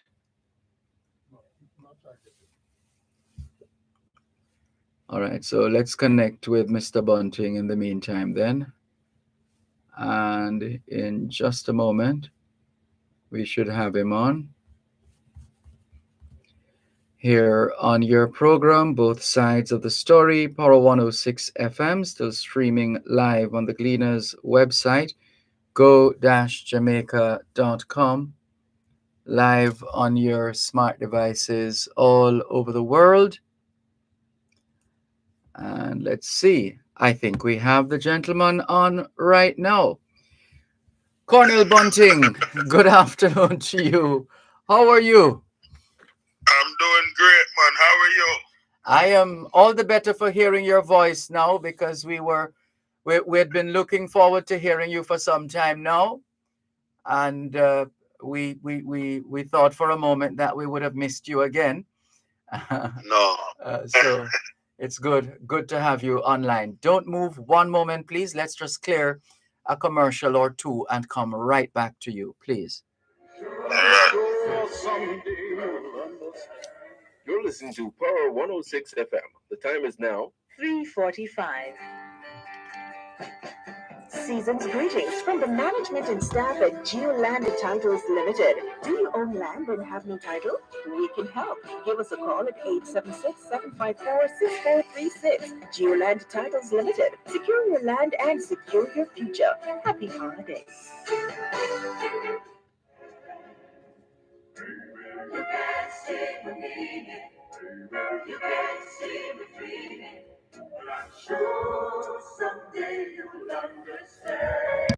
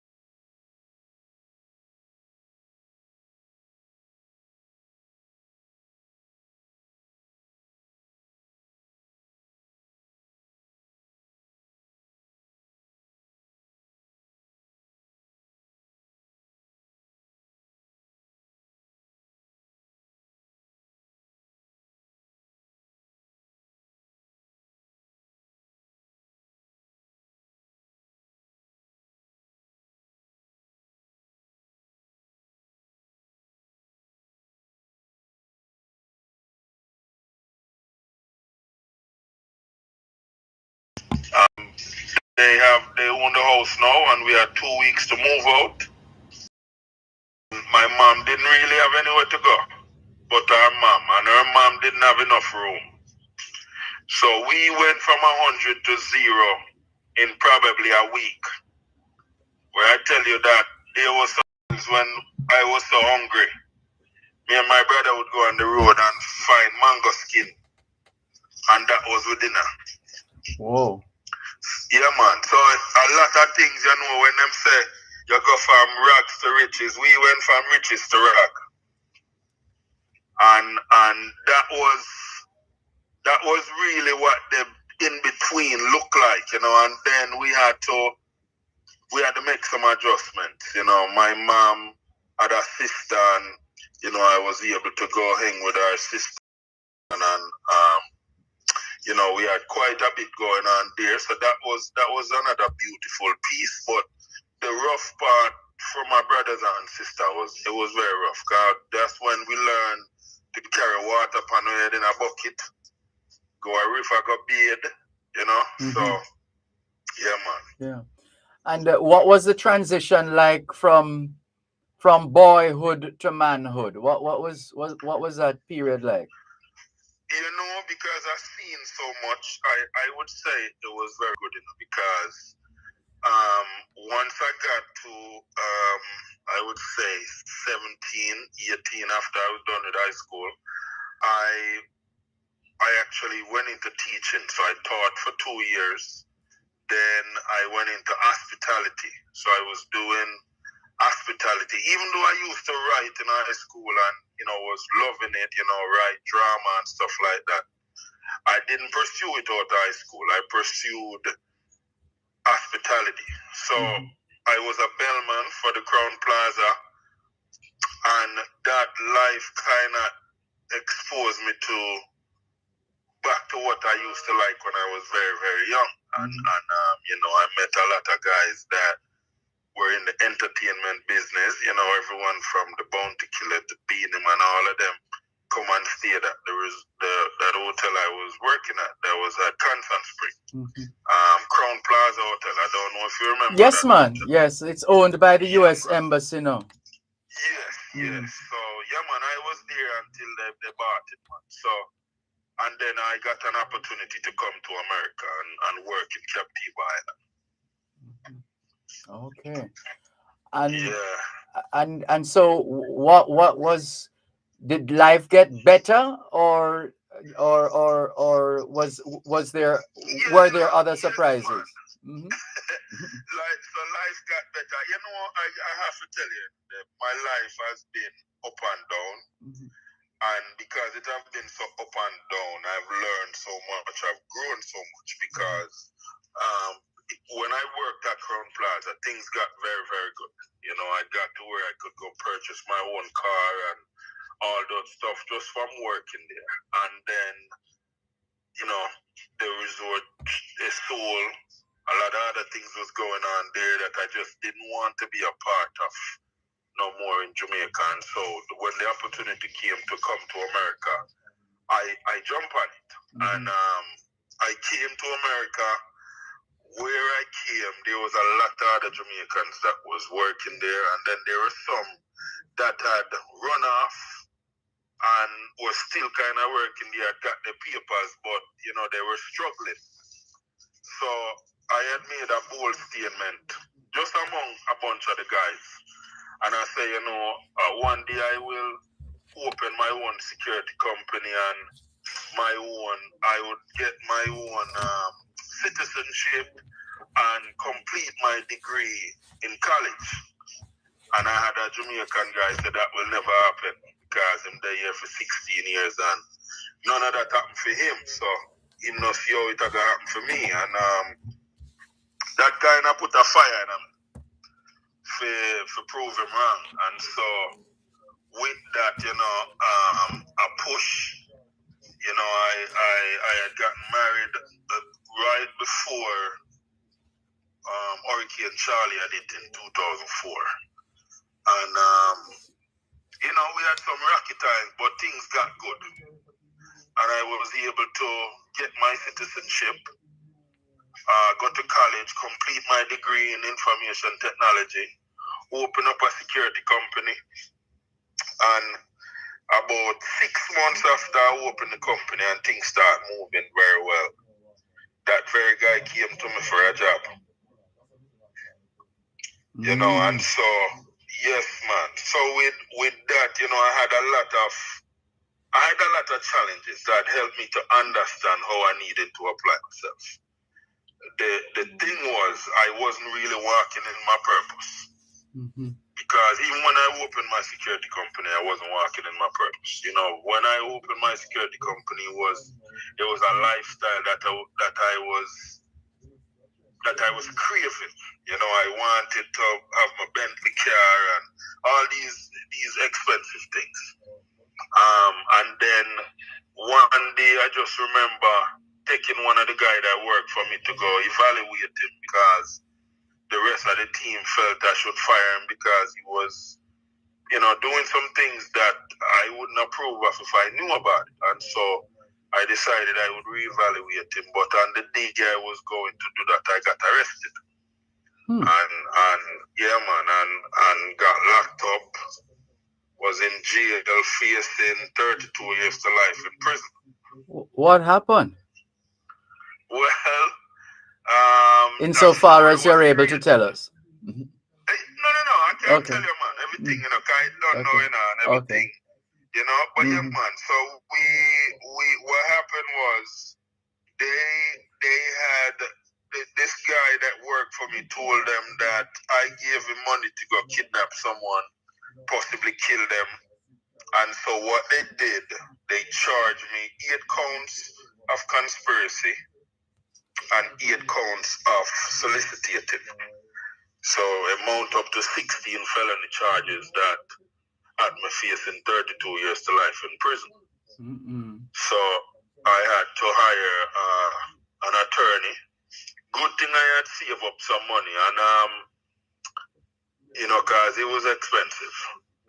You know, retain the attorney, and then when him start digging now, because we ended up had to hire a private investigator as well, just to kind of get a full understanding of why these things had worked out the way they did, or why they had happened, and we found out it was racial driven.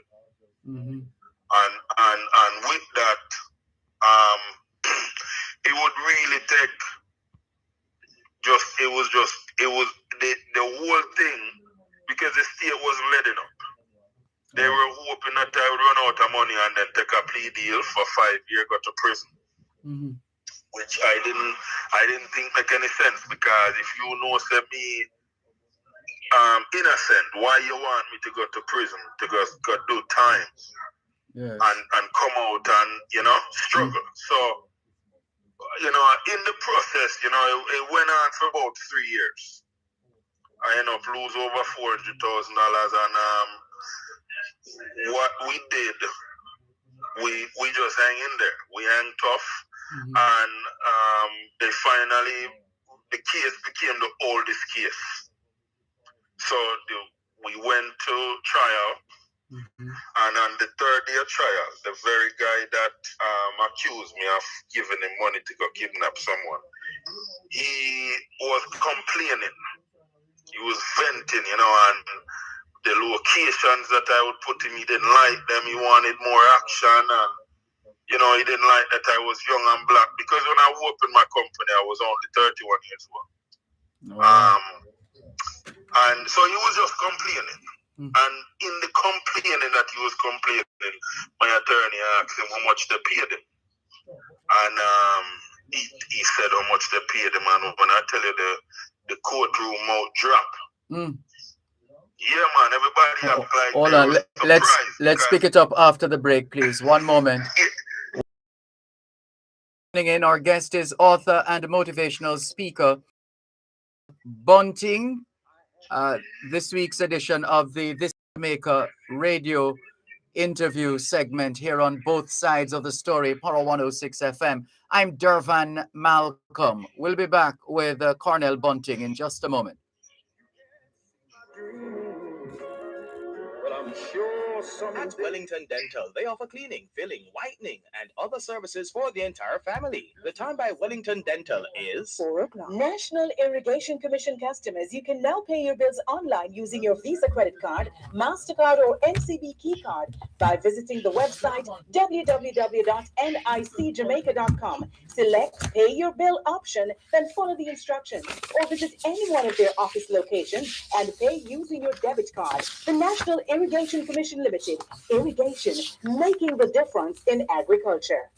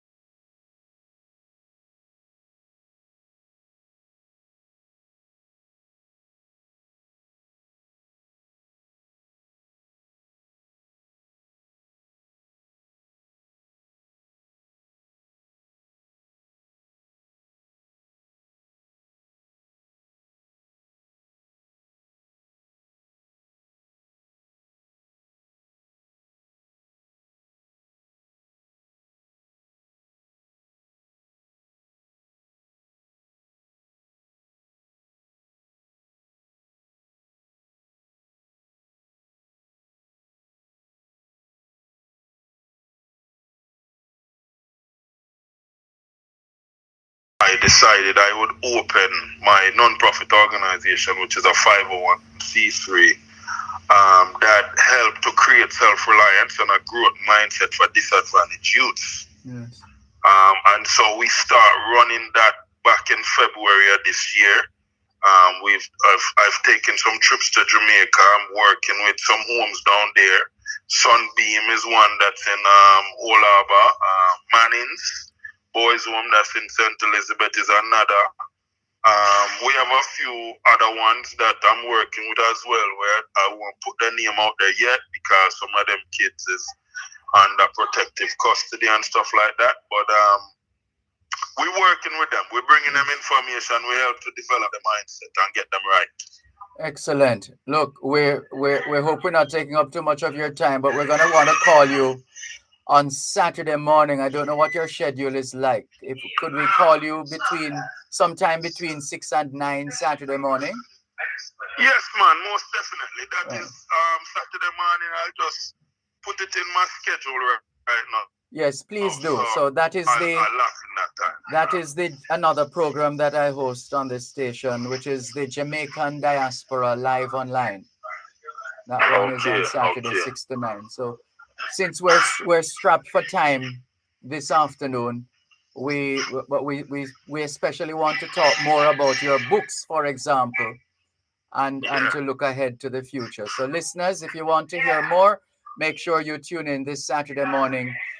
Well, we haven't set a time. We'll set a time off air, but make sure you're listening between 6 and 9 Saturday morning on the Jamaican Diaspora Live Online. What a story. What an inspiration you are, Cornell Bunting. We want to congratulate you and thank you for not shaking the dust of Jamaica off your feet. You're still pretty much rooted and grounded here in Jamaica, right? Yes, sir. Yes, sir. Yes, sir. Wonderful. Appreciate it. Thank you very much. Thank you very much for having me. And as you go, for those who'd like to read up on you, to learn more, is there a website, a Facebook page, Instagram? Where can they find you? Yes, man. So they can find me at cornellbunting.com. They can even just type in Cornell Bunting. They'll see all my work come up, whether it's Amazon, Barnes and Noble. On my Instagram page, it's cornleg9. Same with the Twitter, cornleg9. And then just my name for all the other platforms. Got you. Thanks a lot, Cornell Bunting. Well done. Congratulations. And we look forward to talking with you again on Saturday morning, all things being well. I look forward to it as well. Thank you, sir. Thank you. Take care. All the best. Yeah, man. Bye-bye. All right. Bye-bye. So, listeners, that was Cornell Bunting. And as we told you at the start of the interview, he is a motivational speaker and author of many, many books. And he's from right here in Jamaica. Looking forward to continuing that conversation with him. In the meantime, we are going to thank our guest waiting in the wings for her patience and understanding. Job would be very proud of her. She is Stacey Hines, one of the event organizers for this upcoming Biz Tech conference. She is immediate past president of the JTDA, and the JTDA, as I understand it, is the Jamaica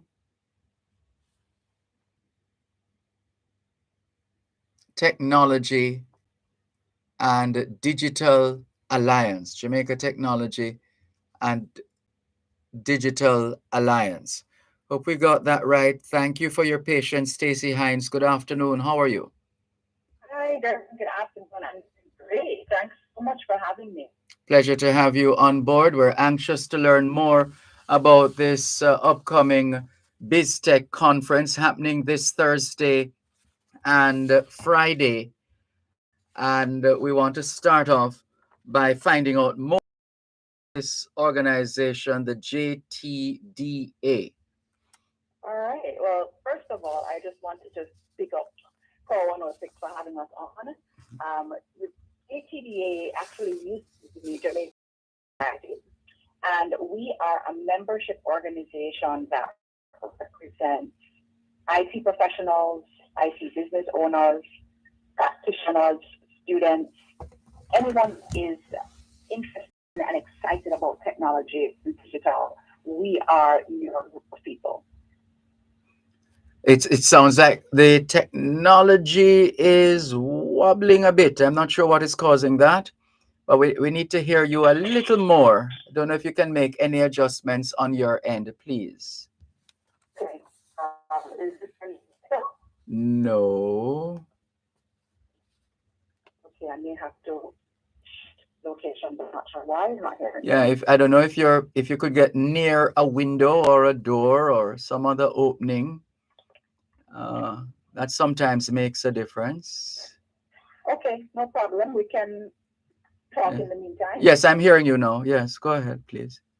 Okay, so I was saying that the Jamaica Technology and Digital Alliance is a member organization, and we represent IT professionals, those that work in traditional corporate organizations, as well as owners of technology companies in general, tech enthusiasts, or even those who are in the digital space, for example, digital marketing, media, telecoms, etc. Mhm. And so this is the organization that is what, partnering with the BizTech conference or putting on the BizTech conference. So we are the curators and the hosts of BizTech. Mhm. So we put on the conference. It's an annual conference. It is actually the largest tech conference in the Caribbean region, and it's been going on for several years now, over a decade. And each year we are able to welcome amazing expert speakers in the space of business and technology.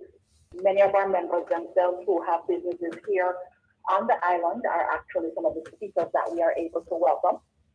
And of course, we have representation from big tech companies like Microsoft and Google, who also participate in our annual conference each year. This year, we're actually having a hybrid experience. So we'll be welcoming persons both face-to-face at Jamaica Conference Center and also online on our hopping platform, which we have been using since pandemic. Mhm. And what can you tell us with respect to the theme for this event and the thinking behind the theme? Right. So this year's theme is creating a sustainable digital future. And we really felt that it was a priority for us to not just focus on things that are trending, because sometimes you'll get kind of lost in all of the hot tech topics and not tend to focus on the things that as a country and as a people we need to learn and understand so that we can create a sustainable digital future for ourselves as individuals and for the country as a whole. And so when we were thinking about, well, what do we really want this year's event to reflect? It was more along the lines of, let's talk about policies that are coming out now that are pertinent to our people. So things that are related to needs, when you think about cybersecurity and data protection, which are top of mind and should be top of mind for individuals as well as businesses. And we also thought it's important to include things that have now become a part of our everyday society that we may not even be ready or fully prepared for, like e-commerce, doing business online, fintech, which a lot of persons are experiencing now through everyday banking. And so a sustainable digital future looks like understanding things that are going to be impacting your everyday life now until the foreseeable future.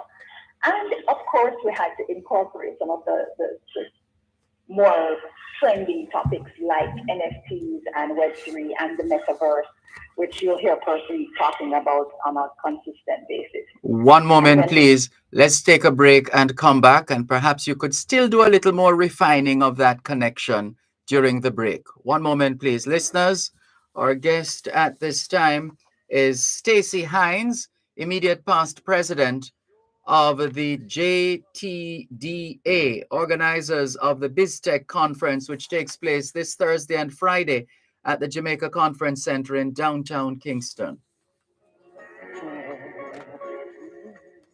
listening to Power 106 FM. The time is now 4:15. The JTDA presents the Caribbean's largest tech event of the year, BizTech Conference 2022, November 17th and 18th, Jamaica Conference Center, powered by Salt Tech, Info Exchange, Hitachi System Security, HP Aruba, and Incomex. Join us for an era-defining hybrid experience with face-to-face and virtual keynotes, panels, and training with lots of giveaways. Register now at jtda.org or call 754-9640 for details. Tune in every Thursday at 3:30 p.m. for Your Legal Corner with Dana Walker Huntington during both sides of the story with Dervan Malcolm on Power 106 FM. It's your source of information regarding U.S. immigration matters, combined with Power 106 FM's pioneer of diaspora broadcasting. Call in with your U.S. immigration queries and concerns on 876-9224-11225 or send a text or WhatsApp message to 876-279-8598 and get the answers you need for your U.S. immigration questions. That's Your Legal Corner with Dana Walker Huntington, Thursdays at 3:30 p.m. during both sides of the story with Dervan Malcolm, only on Power 106 FM. You'll understand. Que ahora es en español. Son las 4:17. Quelle heure est-il en français? Les 4:17. 现在 TDN 了4点17分. 17 minutes past 4 o'clock in the afternoon here at Broadcast House, 32 Lyndhurst Road, Kingston 5, St. Andrew, Jamaica. Have you done your homework yet? If not, now is a good time. Good afternoon to all the schoolers listening to us, all the students from the early childhood level to the secondary level. Trust you had a productive day of learning today. Hope you also managed to get in some physical activity, just as important as mental activity. As we always say, young people, socialization makes you educable. Education makes you trainable. Training makes you employable. And the right attitude makes you successful. Homework time, young people. A lady who has long done her homework is online, and she has been sharing with us. She is the immediate past president of the Jamaica Technology and Digital Alliance, JTDA, and one of the JTDA event organizers of the BizTech conference, which is scheduled for this Thursday and Friday, the 17th and the 18th, at the Jamaica Conference Center in downtown Kingston, Jamaica. Thank you for holding the line, Stacey Hines. Sure, Dervan, no problem. Right. So let's talk about the topic so that those listening can connect, can figure out, hey, I think I'm going to want to attend because of that particular topic or these issues, etc. These features of the conference, want to be a part of it. So please give us some details with respect to, with respect to the topics. Sure, happy to share that. So we have several different experts coming in to speak with us on things like the metaverse, on Web3, on NFTs, and we also have a focus on Create Tech, which is the creative side or use of technology. We'll be diving into e-commerce 360 and fintech, as well as data protection and cybersecurity. We also have focus on leadership, literacy, and talent. In particular, now that persons are seeking to understand how to attract and retain technology talent. It's really a key conversation for us to have. And we're going to be talking about cloud in the Caribbean, which of course everybody now is trying to understand and get a better grasp of cloud and the use of cloud in their businesses. Yes. And certainly anything that has to do with leading during digital transformation and how some of our large companies here have actually been creating success through their digital transformation efforts. And what can you tell us with respect to, are there particular individuals who you would like to highlight who are going to be playing significant roles in this BizTech conference happening this Thursday and Friday at the Jamaica Conference Center? Yes, absolutely. We have some of the great tech speakers going to be present. And And of course, a conference here on this island would not be the same without ministerial representation. So we do have a keynote from the Most Honorable Minister Floyd Green, Minister without portfolio in the Office of the Prime Minister, who's going to be kicking off the conference on Thursday with a discussion around NIDS. We'll also be having Mervyn Eyre, who is head of Caribbean and Latin America for Fujitsu Americas. Dr. Che Brown, who is the founder, CEO, and CMO at MD Link, which many of us became familiar with during the pandemic. Mhm. And we'll also be having Christopher Record, who will be bringing greetings from PSOJ's Innovation and Digital Transformation Committee, and Justin Morin, who is going to be bringing information and insights from EY on digital transformation. John Matthew Sinclair, who is the Chief Product Officer of Link, which is connected to NCB. And we have David Wright, Cyber and Information System Security Manager at Syntai Consulting. Kemal Brown, who is the founder and chairman of Digital Global Group of Companies. We have Dr. Wendy Muhammad, who is a Web3 entrepreneur. Robbie Sankar, who is the principal for cybersecurity services at KPMG here in Jamaica. Dr. Michael Roberts, CEO of RIBS. Edward von Frankensberg, who is co-founder and CEO of Nightfox App Design Limited. Tasega Thompson, who is Executive Director of Cyber and Information Security at Atlantis, which is in Paradise Island, Bahamas. We have Rashawn Clark, who also known as Daisy, who is an reggae NFT artist, which should be very interesting. We also have Bonita Thompson, who is an augmented reality NFT artist. And to note on those, the NFT artists, we actually have artwork that will be on display at the event itself. And then we also have Ondell Williams, who is the CIO or Chief Information Officer at Info Exchange. And I'll be there speaking and hosting. And of course, we also have from our premier sponsor, Saltech, we have the CEO and CIO who are going to be joining us, Blair Lilford and Joe Addison. Sounds like a full program. Now, what do we need to know about the breakdown in terms of days? Does it matter day one and day two? Different discussions and programs? Yes, so we do have the content broken out over the 2 days, but we think that we did it in such a way where you can't miss either one of the days. So day one, we're going to be talking about metaverse-related things, Web3, and e-commerce. And we're also going to be diving into digital transformation leadership. We're going to be talking about digital literacy and, of course, tech talent. And then on day two, we'll be getting into data protection and everything related to making sure that you are keeping your and your customers' data safe. Cybersecurity, which is a very hot topic. Everybody should be coming in to listen to those talks. And then, of course, fintech, because fintech is, Fintech Friday. So we always put fintech on the Friday of the event. Mm-hmm. And in terms of the cost, is there a number people can call or to register to especially for those who want to get the Jamaican rate? Right. So to register, you can go to jtva.org, or you can call directly. We actually also have group rates, which I highly recommend that persons investigate as well. Or persons can call 876-340-3094. That's 876-340-3094. And the group rates start at 5 persons or more. Ticket costs for the full conference for members is $280, and for non-members it's $320. Now, I want to make it clear that you can pay the Jamaican rate, and the Jamaican rate for members is $43,400, and non-members is $49,600, and this is for both days. It includes coffee break and snacks, as well as a full lunch.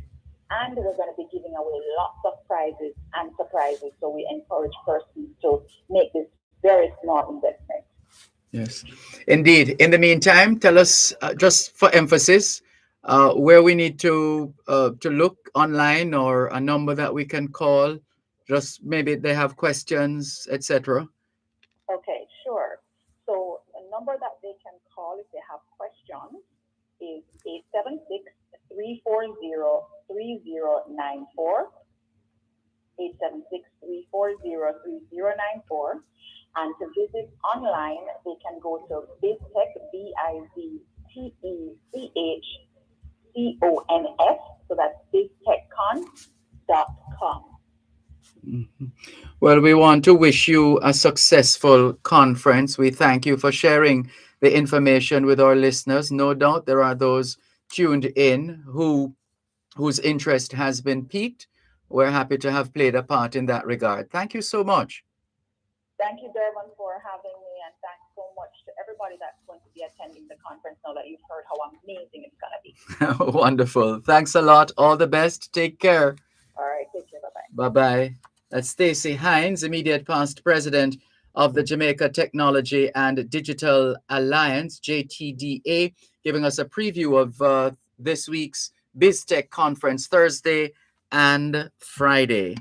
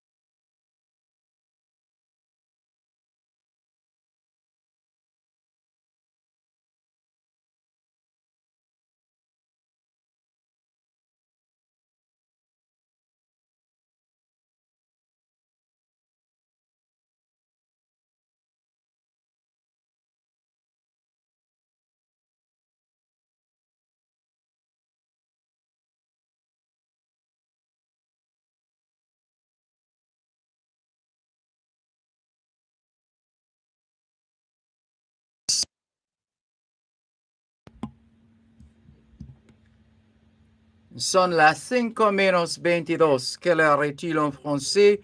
Il est 5 heures moins 22. Tiensai, TDN le.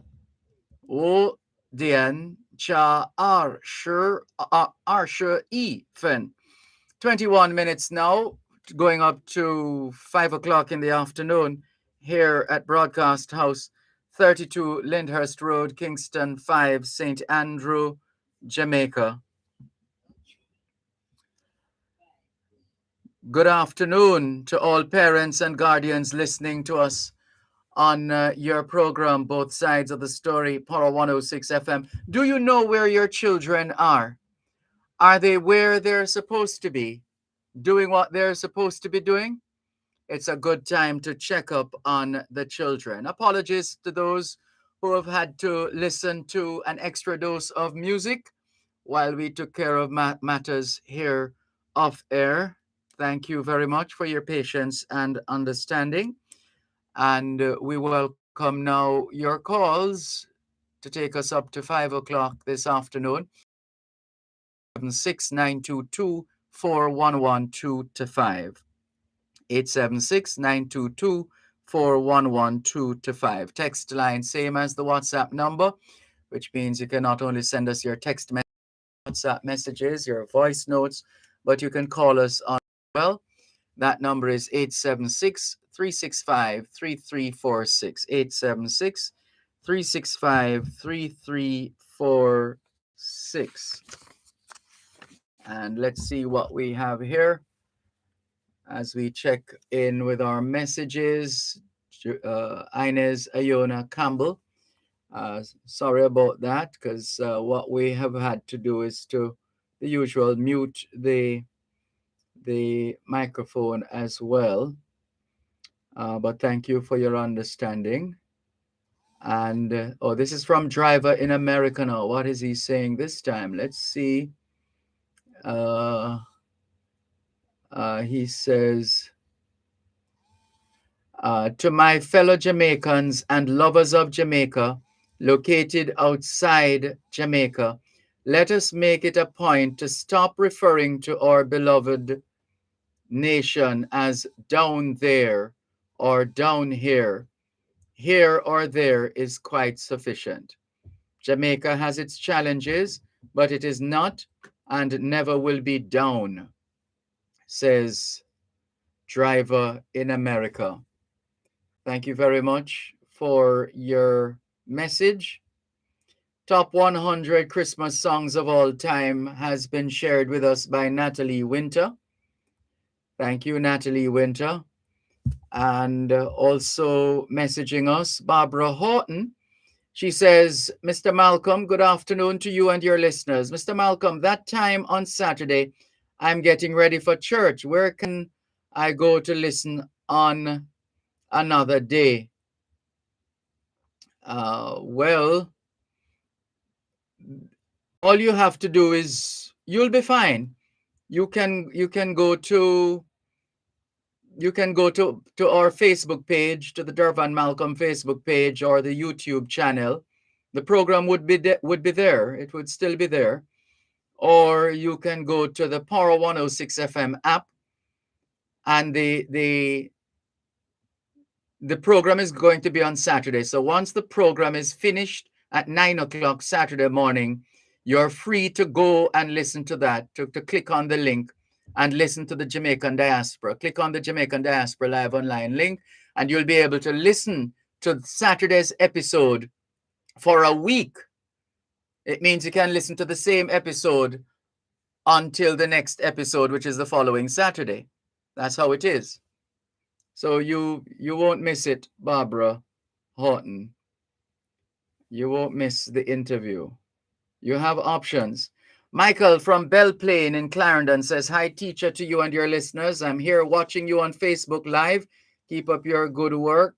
Keep safe. Thank you very much. And you do likewise. Thank you very much, Michael from Belle Plaine in Clarendon. Let's see. Who else? Oh, goodness. Let's see. Let's go to this one.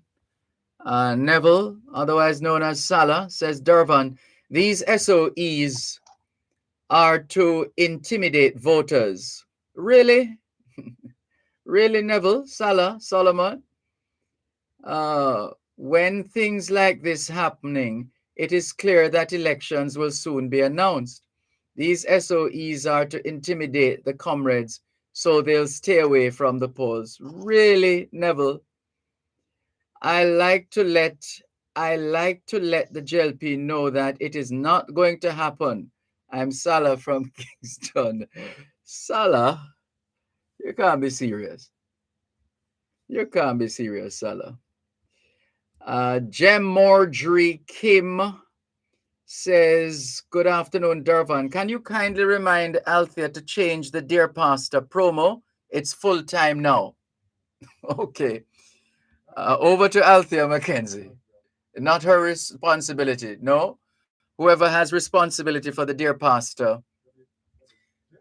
Oh, it's Jesse. Jesse Blake. Jesse Blake. Change. You're being asked to change the Dear Pastor promo immediately. Immediately. The listeners say they have had enough of it. It needs to be changed now. Over to you, Jesse. And, let's take the break and come back. This is going to be a better day. Maybe you can't see my... Listen to Power 106 FM. The time is now 4:45.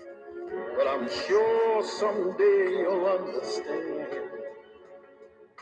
It can all be better if we get it together. And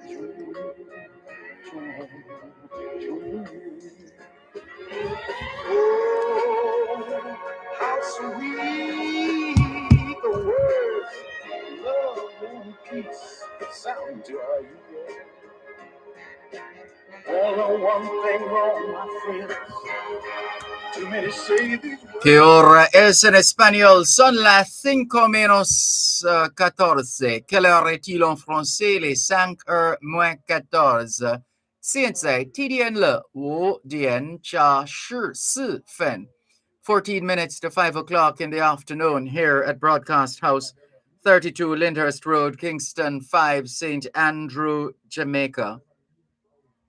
Good afternoon to all working Jamaicans tuned into both sides of the story here on Power 106 FM. It's a good time for us to ask ourselves, how productive have we been today?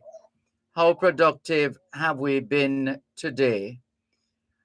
Well, it looks like these people have a way of finding Jamaica when they are fleeing the law from somewhere else. Who is this now? Just in, U.S. fugitive on the run for 10 years, held in St. James raid. Why Jamaica? Why not somewhere else? Come on, man. We're not a catchment area for runaway people. Come on, man. A man said to be a fugitive wanted by officials in the United States for the past 10 years was apprehended in a high-profile operation in St. James. Today, reports are that the man, who is 71 years old, was apprehended in Norwood in the parish. The raid was carried out by officials from the Lotus Scam Task Force, Fugitive Apprehension Team, Counter-Terrorism and Organized Crime Investigations Branch, CTOC, and United States Marshals. What a thing. Sky Lawson, we see you. Good afternoon. Thanks for joining us. And let's see now. Somebody wants to know who is the singer of this song. It's I Have a Dream by Solomon Burke. Solomon Burke. I Have a Dream by Solomon Burke. It was actually recommended to me by that listener who used to, God bless his soul, no longer around, Tino, the listener by the name Tino. He was the one who recommended that song. And I researched it, found it, recorded it, and it's in the system.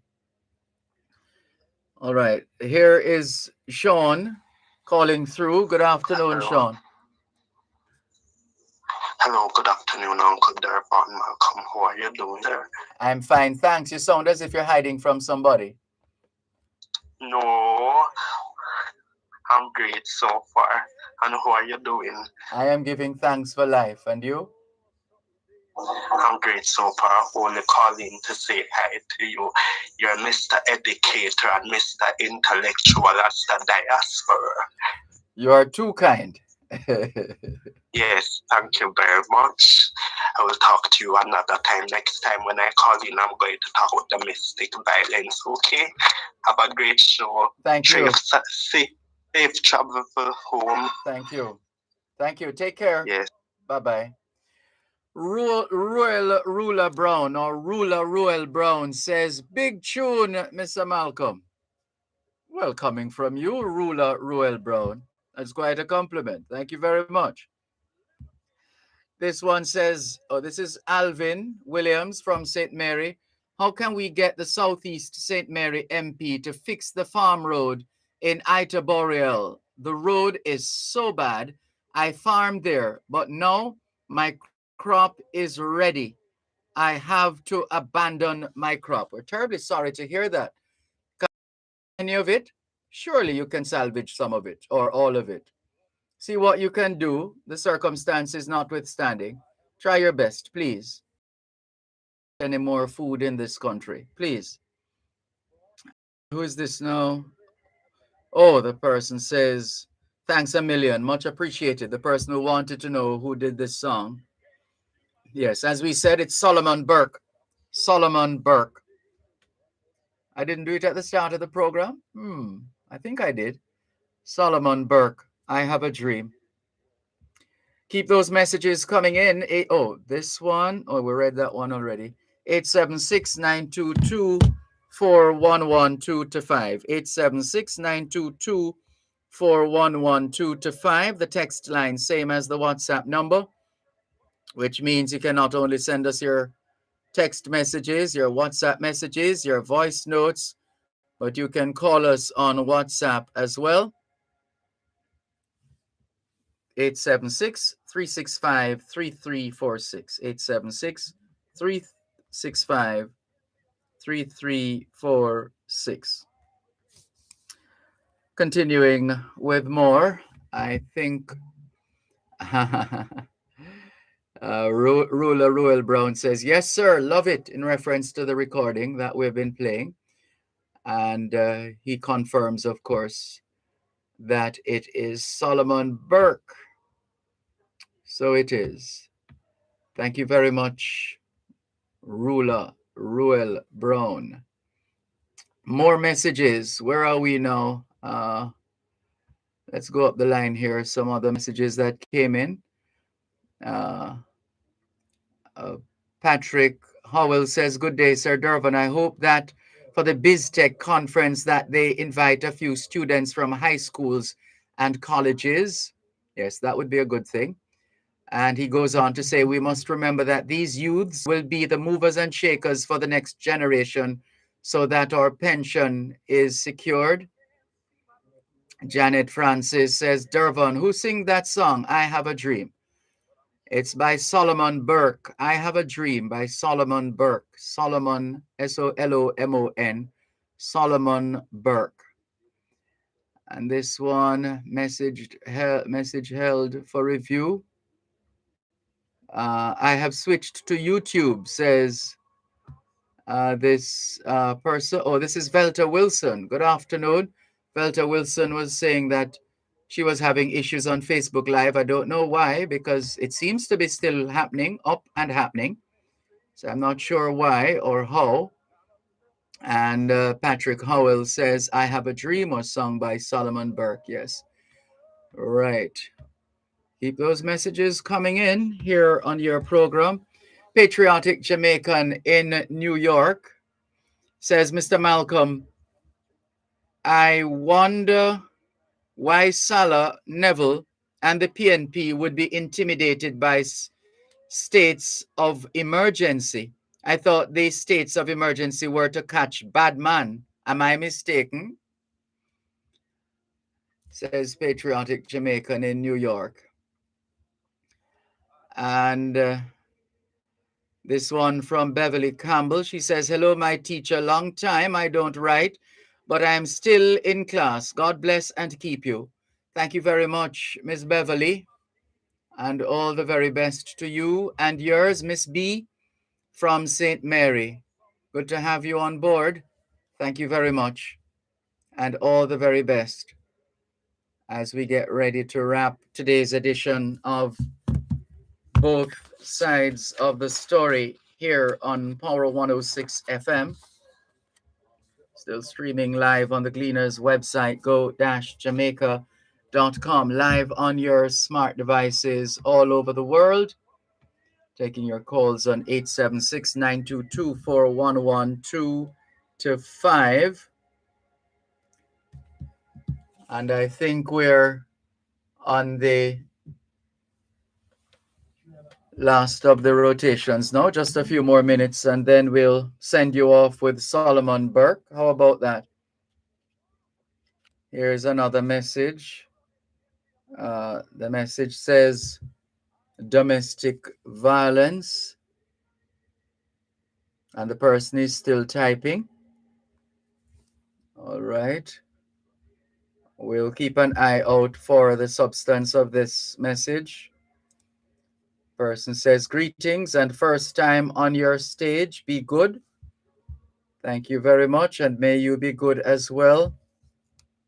And we hope you're not trying to send us a signal here with respect to domestic violence. If you're having an issue, please feel free to message us off air. We'll keep the information confidential and share it with, let's just say, send it where it's supposed to go. But feel free, if you have such information to transmit,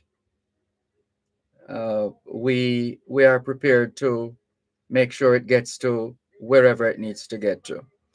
Miss Pearl Brown says, Sir D, that young man who called not too long ago saying you are an educator, he's so right. Thanks. I so appreciate you. God bless you. You're very kind, Miss Pearl. Thank you very much, and all the very best here on your program, Both Sides of the Story, Power 106 FM. Still streaming live on the Gleaners website, go-jamaica.com. Can we thank you once again for the privilege of serving you on yet another edition of your program, Both Sides of the Story, for today, Tuesday, the 15th of November, 2022. The moving finger writes, and having writ moves on, nor all your piety nor wit shall lure it back to cancel half a line, nor all your tears wash out a word of it. All things being well, Both Sides of the Story returns tomorrow afternoon, 2 to 5. Till then, this is Dervan Malcolm reminding all of us that every day is an opportunity to do better than yesterday. Take care.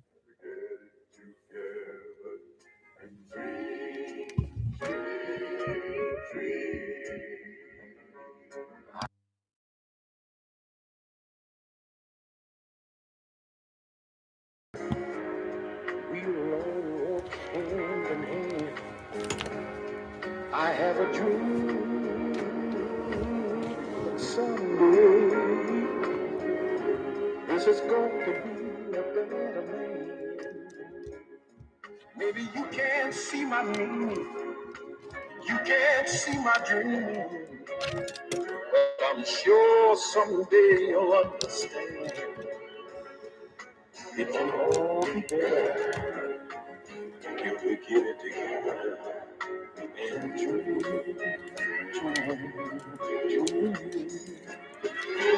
Oh, how sweet the words love and peace sound to our ears. Only one thing wrong, my friends. Too many say these words, not enough are sincere. Oh, the words of freedom, liberty stands out in my soul and my mind. Tears come to my eyes when I realize just as a blind. Oh, I have a dream that someday you'll all walk hand in hand. I have a dream that someday for our children this will be a better. Now maybe you can't see my meaning and you can't see my dreaming, but I'm sure someday you'll understand. It can all be better if we get it together and turn your dreams into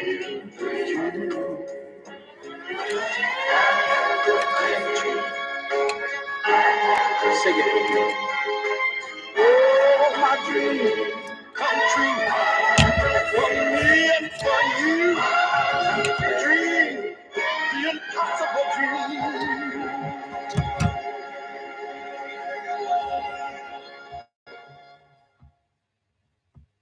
Bye. You're listening to Power 106 FM. The time is now 5 o'clock.